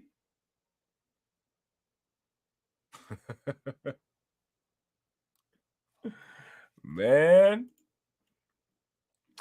Court records also reveal that public health officials did not speak to Gokhale before drafting a termination letter, which was based on a roughly 3-hour investigation into allegations. Look at this, that he vaccinated family and friends in another county, mind you, with the expired vaccine. In a later interview with the Harris County District Attorney's Office, one public health official suggested that Gokhale's actions were premeditated and questioned his character, records show. Harris County has argued in court documents that it had a legitimate business reason for firing Gokhale and that the doctor has failed to show how discrimination played a role. 3 public health officials directly involved in the investigation and firing of Gokhale, Jennifer Keeger, Michael McClendon, and Ed Anderson, were deposed in the case. Keeger and McClendon are still working for the public health agency, making roughly $160,000 and $150,000 per year, respectively. Anderson, the agency's former human resource director, is no longer employed by the county. He could not be reached for comment. Now, here's my question. Why do you think he's not employed by the county anymore?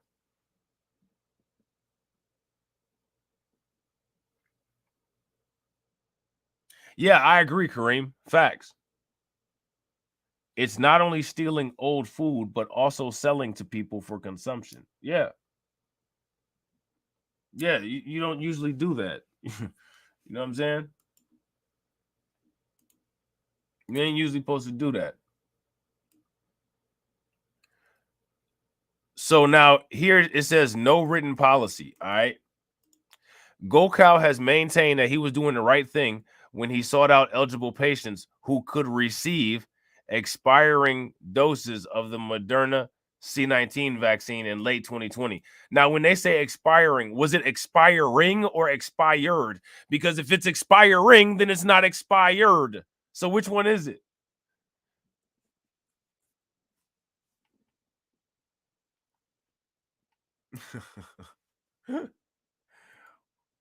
Which one is it? You know what I'm saying? What are we dealing with here?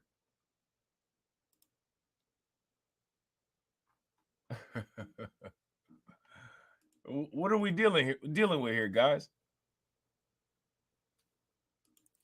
At the time, the vaccines had just received emergency use authorization. They were in short supply. The health departments were instructed to prioritize healthcare personnel, other essential workers, older adults, and people with high-risk medical conditions. Dr. Jennifer Shuford, the state's chief epidemiologist, told Gokhale in an email, look at this, told Gokhale in an email that no doses of the juice should be wasted, according to a copy of the email attached to the lawsuit.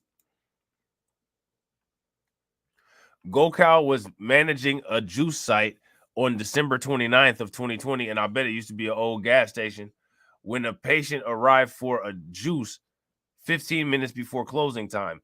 Healthcare workers were forced to puncture a new vial, leaving 10 doses that would expire within hours. GoCal offered the leftover doses to healthcare workers and police on the site, but everyone declined or had already been juiced. GoCal said in a deposition that he notified his immediate supervisor that he would be looking for eligible people who could receive the leftover juice. The supervisor said he told GoCal, okay, good, according to an investigation report from the district attorney's office.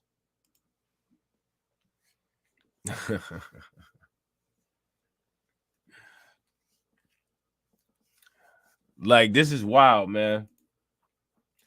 In a deposition, the doctor said he asked around to his wife, mother, a friend, and a person who lived near his home in Sugarland.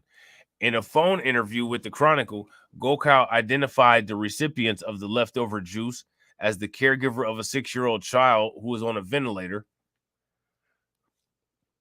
a friend of the caregiver, 2 people his mother knew, 2 acquaintances, and their elderly parents, a friend's neighbor, and GoCal's wife, who has an underlying health condition. GoCal said he properly documented the juice and entered them into the statewide immunization registry. A week later, he was fired. The health department initially claimed that GoCal had violated policy, but multiple top public health officials, including policy and planning director Lydia Velos, said in a deposition they were not aware of any written policies that detailed what to do with unused vaccine doses. This is interesting. It seems mad shady. It seems not only does it seem mad shady, it also seems like no order of operations and no written communication and lack of instructions. So a lot of interpretation. Anytime you have a lot of interpretation that has to be done, that makes a situation that's ripe for a lawsuit. That always creates a situation that's ripe for a lawsuit. Anytime there's any kind of interpretation that's necessary. And real quick, ladies and gentlemen, shout out to everybody that's watching. We got 14 people watching and we got 19 likes. If everybody can smash that like button and get us over 20, that'd be great.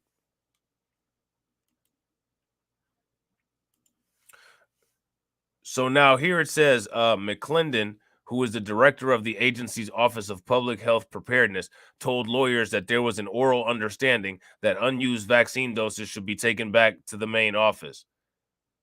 Velas, however, said she was not aware of any verbal policies that were shared with senior leadership. So this right here is literally saying what I just said. Nothing written in stone, a bunch of loose communication, and that's it. Yeah, old gas station. You know, they do turn an old gas station into anything. A used car dealership, check cash in place, a pharmacy, grocery store, damn nursing home. You know what I'm talking about. Shout out to Speak Facts Podcast. What's good with it, bro? Them motherfuckers that turn an old gas station into anything, or an old oil change place. That should be they'll change an old oil change place into a damn drive-through beverage and tobacco place. You know what I'm saying? Drive-through, get your shots. You know what I'm saying? It's a place probably called Ahmed's Juice, Ahmed's Juice check cashing lottery and beverage store. You know what I'm saying? You know I'm not lying. That's that hood shit. That's that hood shit, man. Anytime you forget your ID, if you about to get something, as much as people be talking stuff about the foreign people and about the immigrants, you know when you forgot your ID, you got to go to that cool foreign people spot. Everybody know it's one of them. It's one in every hood is one where it be some cool motherfuckers at. And you be like, man, I ain't even got my ID. But I know if I go over here to Muhammad's, you know what I'm saying, they gonna let me get anything. You know what I'm saying? At Muhammad's.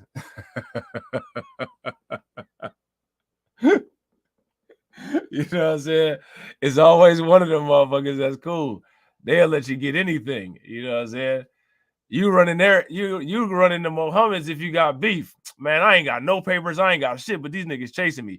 If you give me $15, I have a submachine gun under the shelf for you. You know what I'm saying? They got you. You know what I'm saying? Like, whoo, good looking out. You know what I'm saying? And if you leave the car keys here, I got a vest for you too. You know what I'm saying? You're like, wait a minute, you trying to get me killed. I could drive off and be safe, and you talking about trade the damn car keys for a bulletproof vest. Nice try. You know what I'm saying? This shit is hilarious, man. That shit happened to me yesterday. I had to leave out of work and go grab something real quick. Carlton said, Muhammad, Muhammad, you can't qualify as the cool Muhammad if you be hitting on sisters. That's what you mess around and get hit back on. I'm talking about the motherfuckers that's actually cool, the actual cool ones. You know what I'm saying? If you up there abusing the community and being a dirt bag and doing that kind of shit, you ain't no cool Muhammad. You know what I'm saying? I'm talking about them cats that been around for years in the hood. You know what I'm saying? Ain't never left. They cool with everybody. You know what I'm saying? You know you can go in there. They actually be looking out. It's a couple spots like that. You know what I'm saying?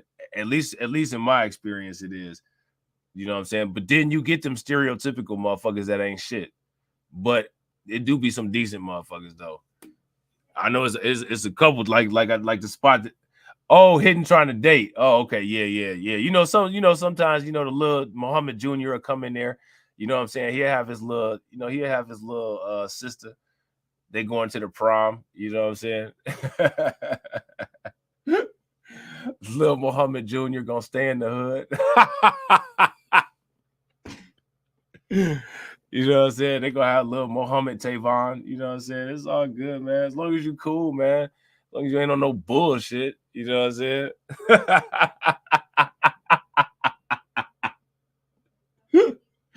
You know? Umar Johnson be mad, you know what I'm saying? But that's Umar Johnson, though. You know what I'm saying? You know, Umar Johnson more worried about, you know what I'm saying, what goes on behind the bleachers of the school that ain't built yet. So, you know what I'm saying? They could be prioritizing shit different. You know what I'm saying? It is what it is. So now here says a speedy investigation. In his complaint, Gokal said Harris County public health officials didn't ask about the events of December 29th of 2020, nor did they try to further understand what occurred. Public health leaders learned about Gokal's actions on January 6th of 2021 when Gokal's co-worker said she overheard him talking about inoculating 10 elderly friends of his mother with a partially used juice, according to a timeline of the health department's investigation attached to the lawsuit. So here go the paperwork that's attached to this lawsuit. It's 4 pages. Timeline investigation summary. We ain't about to read all that. Deneen Grant said, I really want to ride for Umar, but he makes it to, hey, now listen, it's nothing wrong with people that like Umar. If you like Umar, you know what I'm saying? Ain't nothing wrong with that, Deneen. You know what I'm saying? Two things, you can be cool with two things at once. You know what I'm saying? Like you can rock with Umar with the things that he say that you agree with and still rock over here. You know what I'm saying? That's Umar that feel that you ain't allowed to do that. That's a lot of these other people. You know what I'm saying? Not me. You know what I'm saying? I'm not gonna be like, man, we gotta get Deneen up out of here because she rocking with Umar, man. That's Umar that'll be like that. You know what I'm saying? With you, with me. You know what I'm saying? I ain't like that. You know what I'm saying? and that's just because he got to get all your money. You know what I'm saying? Like, you know, I ain't got to get y'all money. I appreciate, you know what I'm saying, the generosity that y'all have, but I ain't got to get y'all money. You know what I'm saying? But Umar got to get y'all money. So, you know what I'm saying? He got to have all the money. That means that he got to cut off anything that anybody else, if you might have some interest in some content, you can't not. You got to look at all this shit over here. You know what I'm saying? Like, okay, bro. You know, like, if it's that bad for you, you need it worse than me. You know what I'm saying? Go ahead. That shit crazy, man. The 3 lashes. You know what I'm saying? Keeger, the director of the Office of Epidemiology, Surveillance, and Emerging Diseases, walked into McClendon's office that day, white as a sheet, according to McClendon's deposition. We may have a problem, Keeger said, according to McClendon's deposition. McClendon later added, generally, when she comes in and says we have a problem, we have a problem. At 2:30 p.m. that day, Keeger, McClendon, and Anderson, and former deputy director Gwen Sims talked on the phone and had formulated a plan, according to the timeline. Anderson would contact the employee who overheard Gokow write a statement. Keeger would look for the medical forms Gokow signed when he administered the vaccines. Sims would loop in the county attorney office. So they was about to entrap old boy.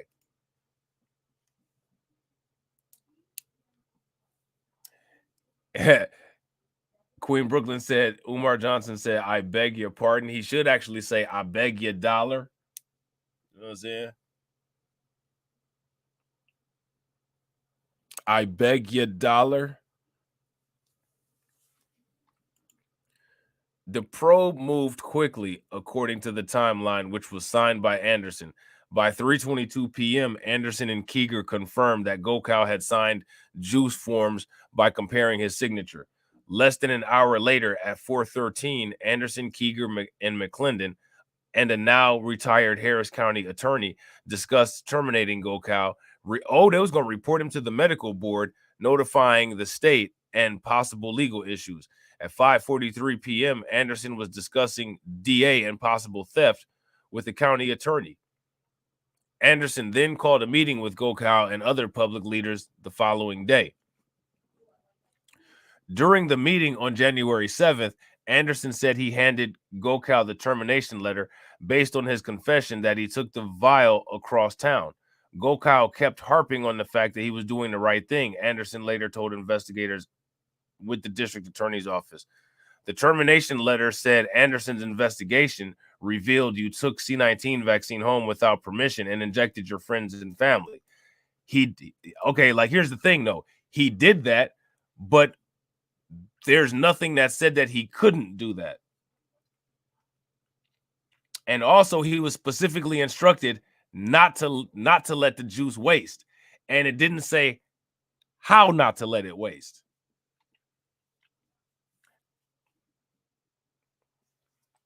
You know what I'm saying? So now here it says, these findings have caused us to lose faith in your ability to perform your duties, the letter said. If you ask me, this actually kind of seems like a little bit extra.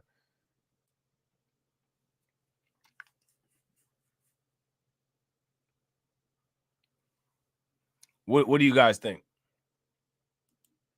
It seems like they kind of doing a lot.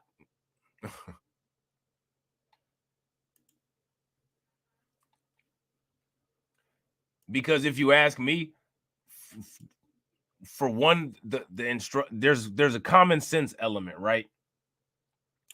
And me personally, I would think that somebody with common sense wouldn't do any of this shit.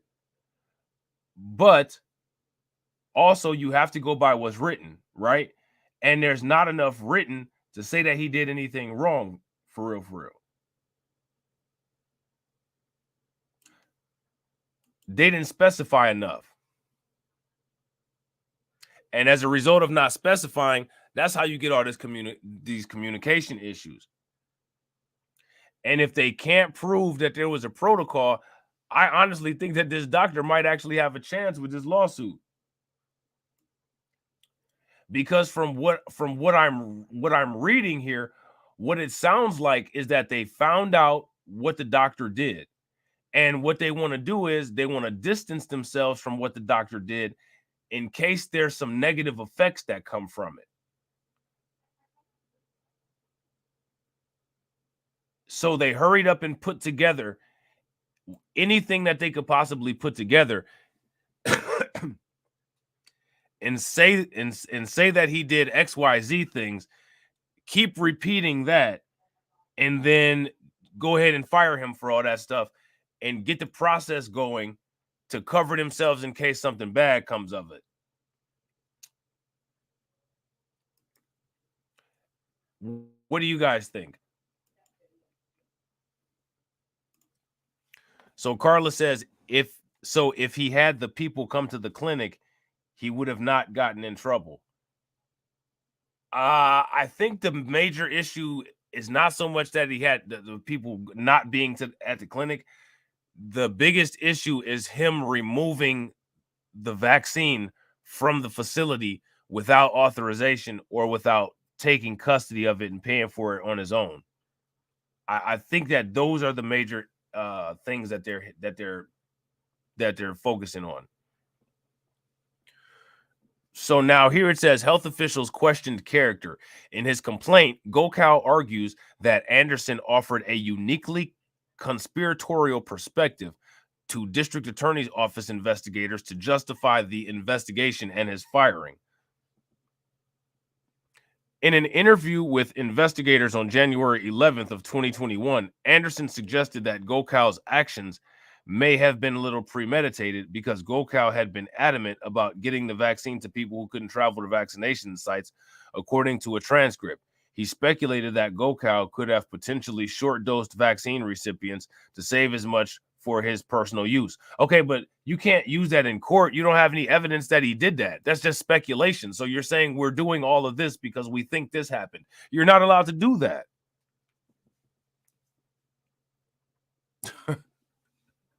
Would you guys, if you guys agree, give me a thumbs up. If y'all disagree, give me a thumbs down. You're not allowed to go to this extent of action simply on assumption.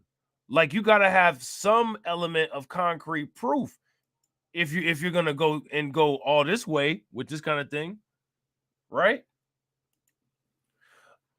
So now here it says Anderson also brought up an unrelated investigation in which Gokal was interviewed. Anderson said he was not aware of the details of that probe, but he said Gokal's interview raised character concerns. Okay, and what were the character concerns? What were they? Do we have a list of what these concerns were? I agree, Val. It sounds like they wanted to get him anyway. That's what it sounds. It sounds like, not only does it sound like they wanted to get him anyway, but it sounds like nothing would have maybe nothing would have happened. But then when they found out that he gave all these vaccines, they kind of got worried. And if something were to happen with those vaccines, they want to distance themselves from it. So they're trying to make themselves look proactive by saying, well, we're going to throw this guy under the bus just in case if all these vaccines cause issues and all these people try to sue us, we've already shown, look, we did something proactive because this guy was quote unquote doing what he wasn't supposed to do. You know what I'm saying? So now here it says Anderson encouraged the investigators to contact the person in charge of the probe because it could show a character issue that we just don't know about at this point, according to the transcript. So yeah, like what they're really reaching, you know what I'm saying?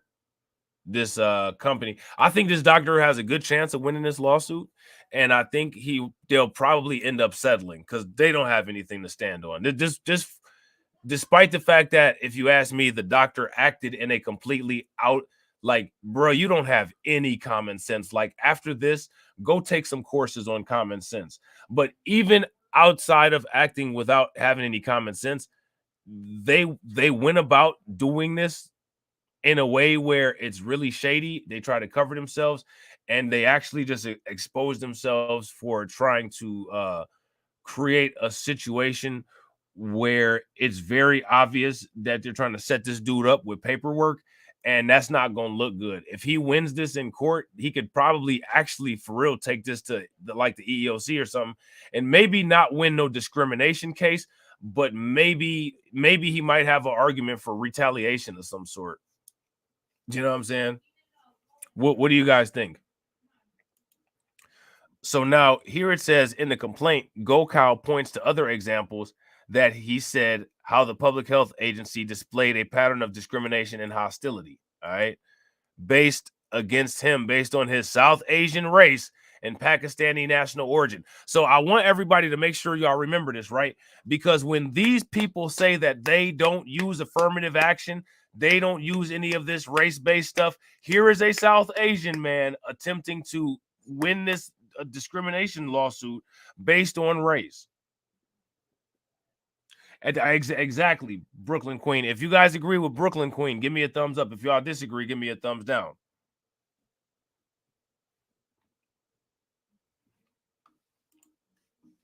And then also, right, we got to also look at who it was that perpetrated the racism against him. Now, if you listen to a lot of the Asian people, like that guy who was the affirmative action grifter, or Vivek Ramaswamy, they say that they've experienced the most racism from Black people. But what I want to know is, I want to know who the majority of the people are in this situation who perpetuated racism against this guy. And I want somebody to show me examples of where Black people have utilized this particular kind of business-based racism against any Asian people.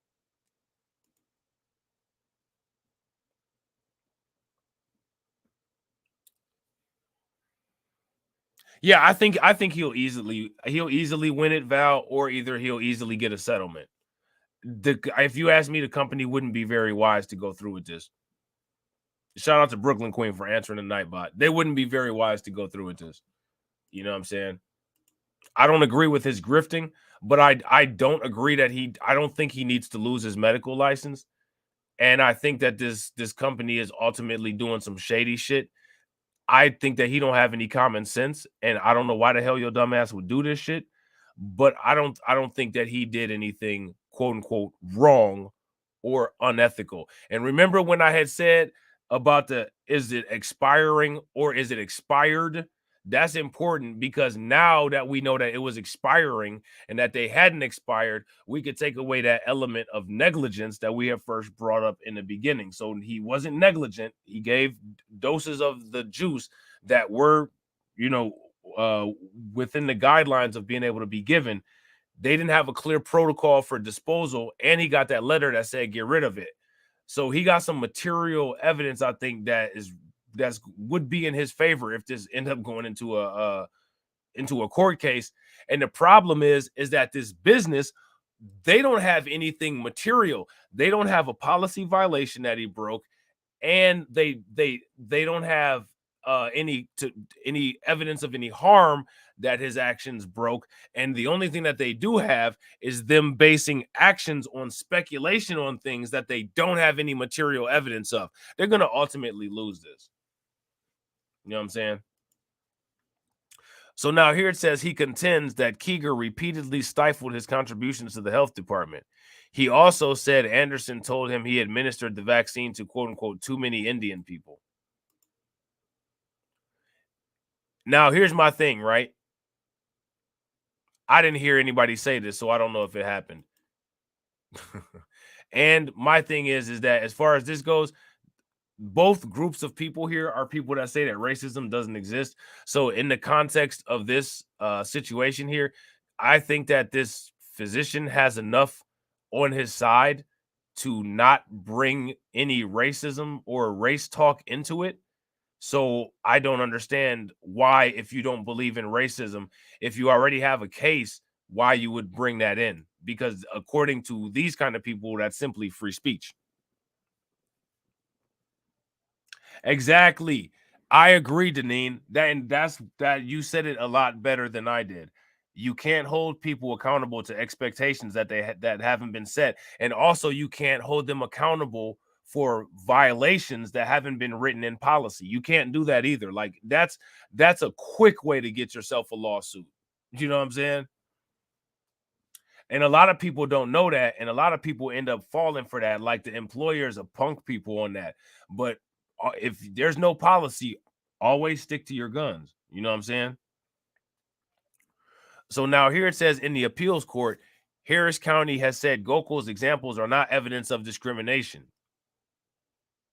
Even if Anderson made the comment, this amounts to nothing more than a stray comment, the county said in court documents.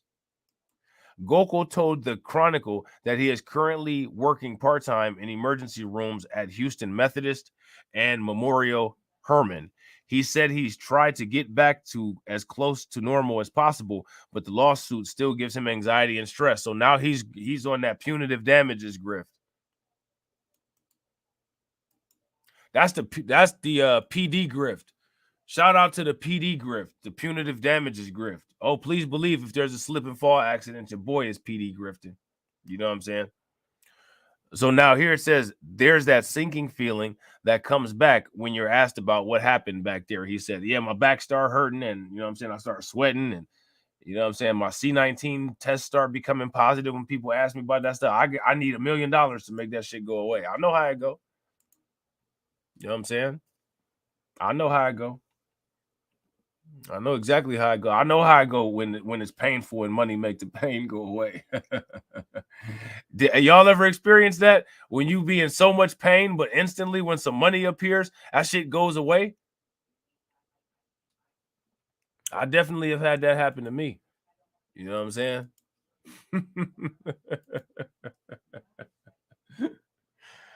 Oh, man. You know what I'm saying? So I hope you guys enjoyed the stream. I know it's been a minute, you know what I'm saying, since your boy has put some content on the Blacklight Revelation C19 report. But I thought that this content here tonight was post-worthy. If you thought that it was post-worthy, make sure you guys drop a like, subscribe to the channel, leave a comment. Also, make sure that you guys check out the Discord. Feel free to drop stories, information, chat with subscribers in there. And like I said, I'll probably be live all night tonight with some updates on different topics on all of my channels. So make sure that you guys are subscribed to them. And I will catch you all on the next video. All right? Peace.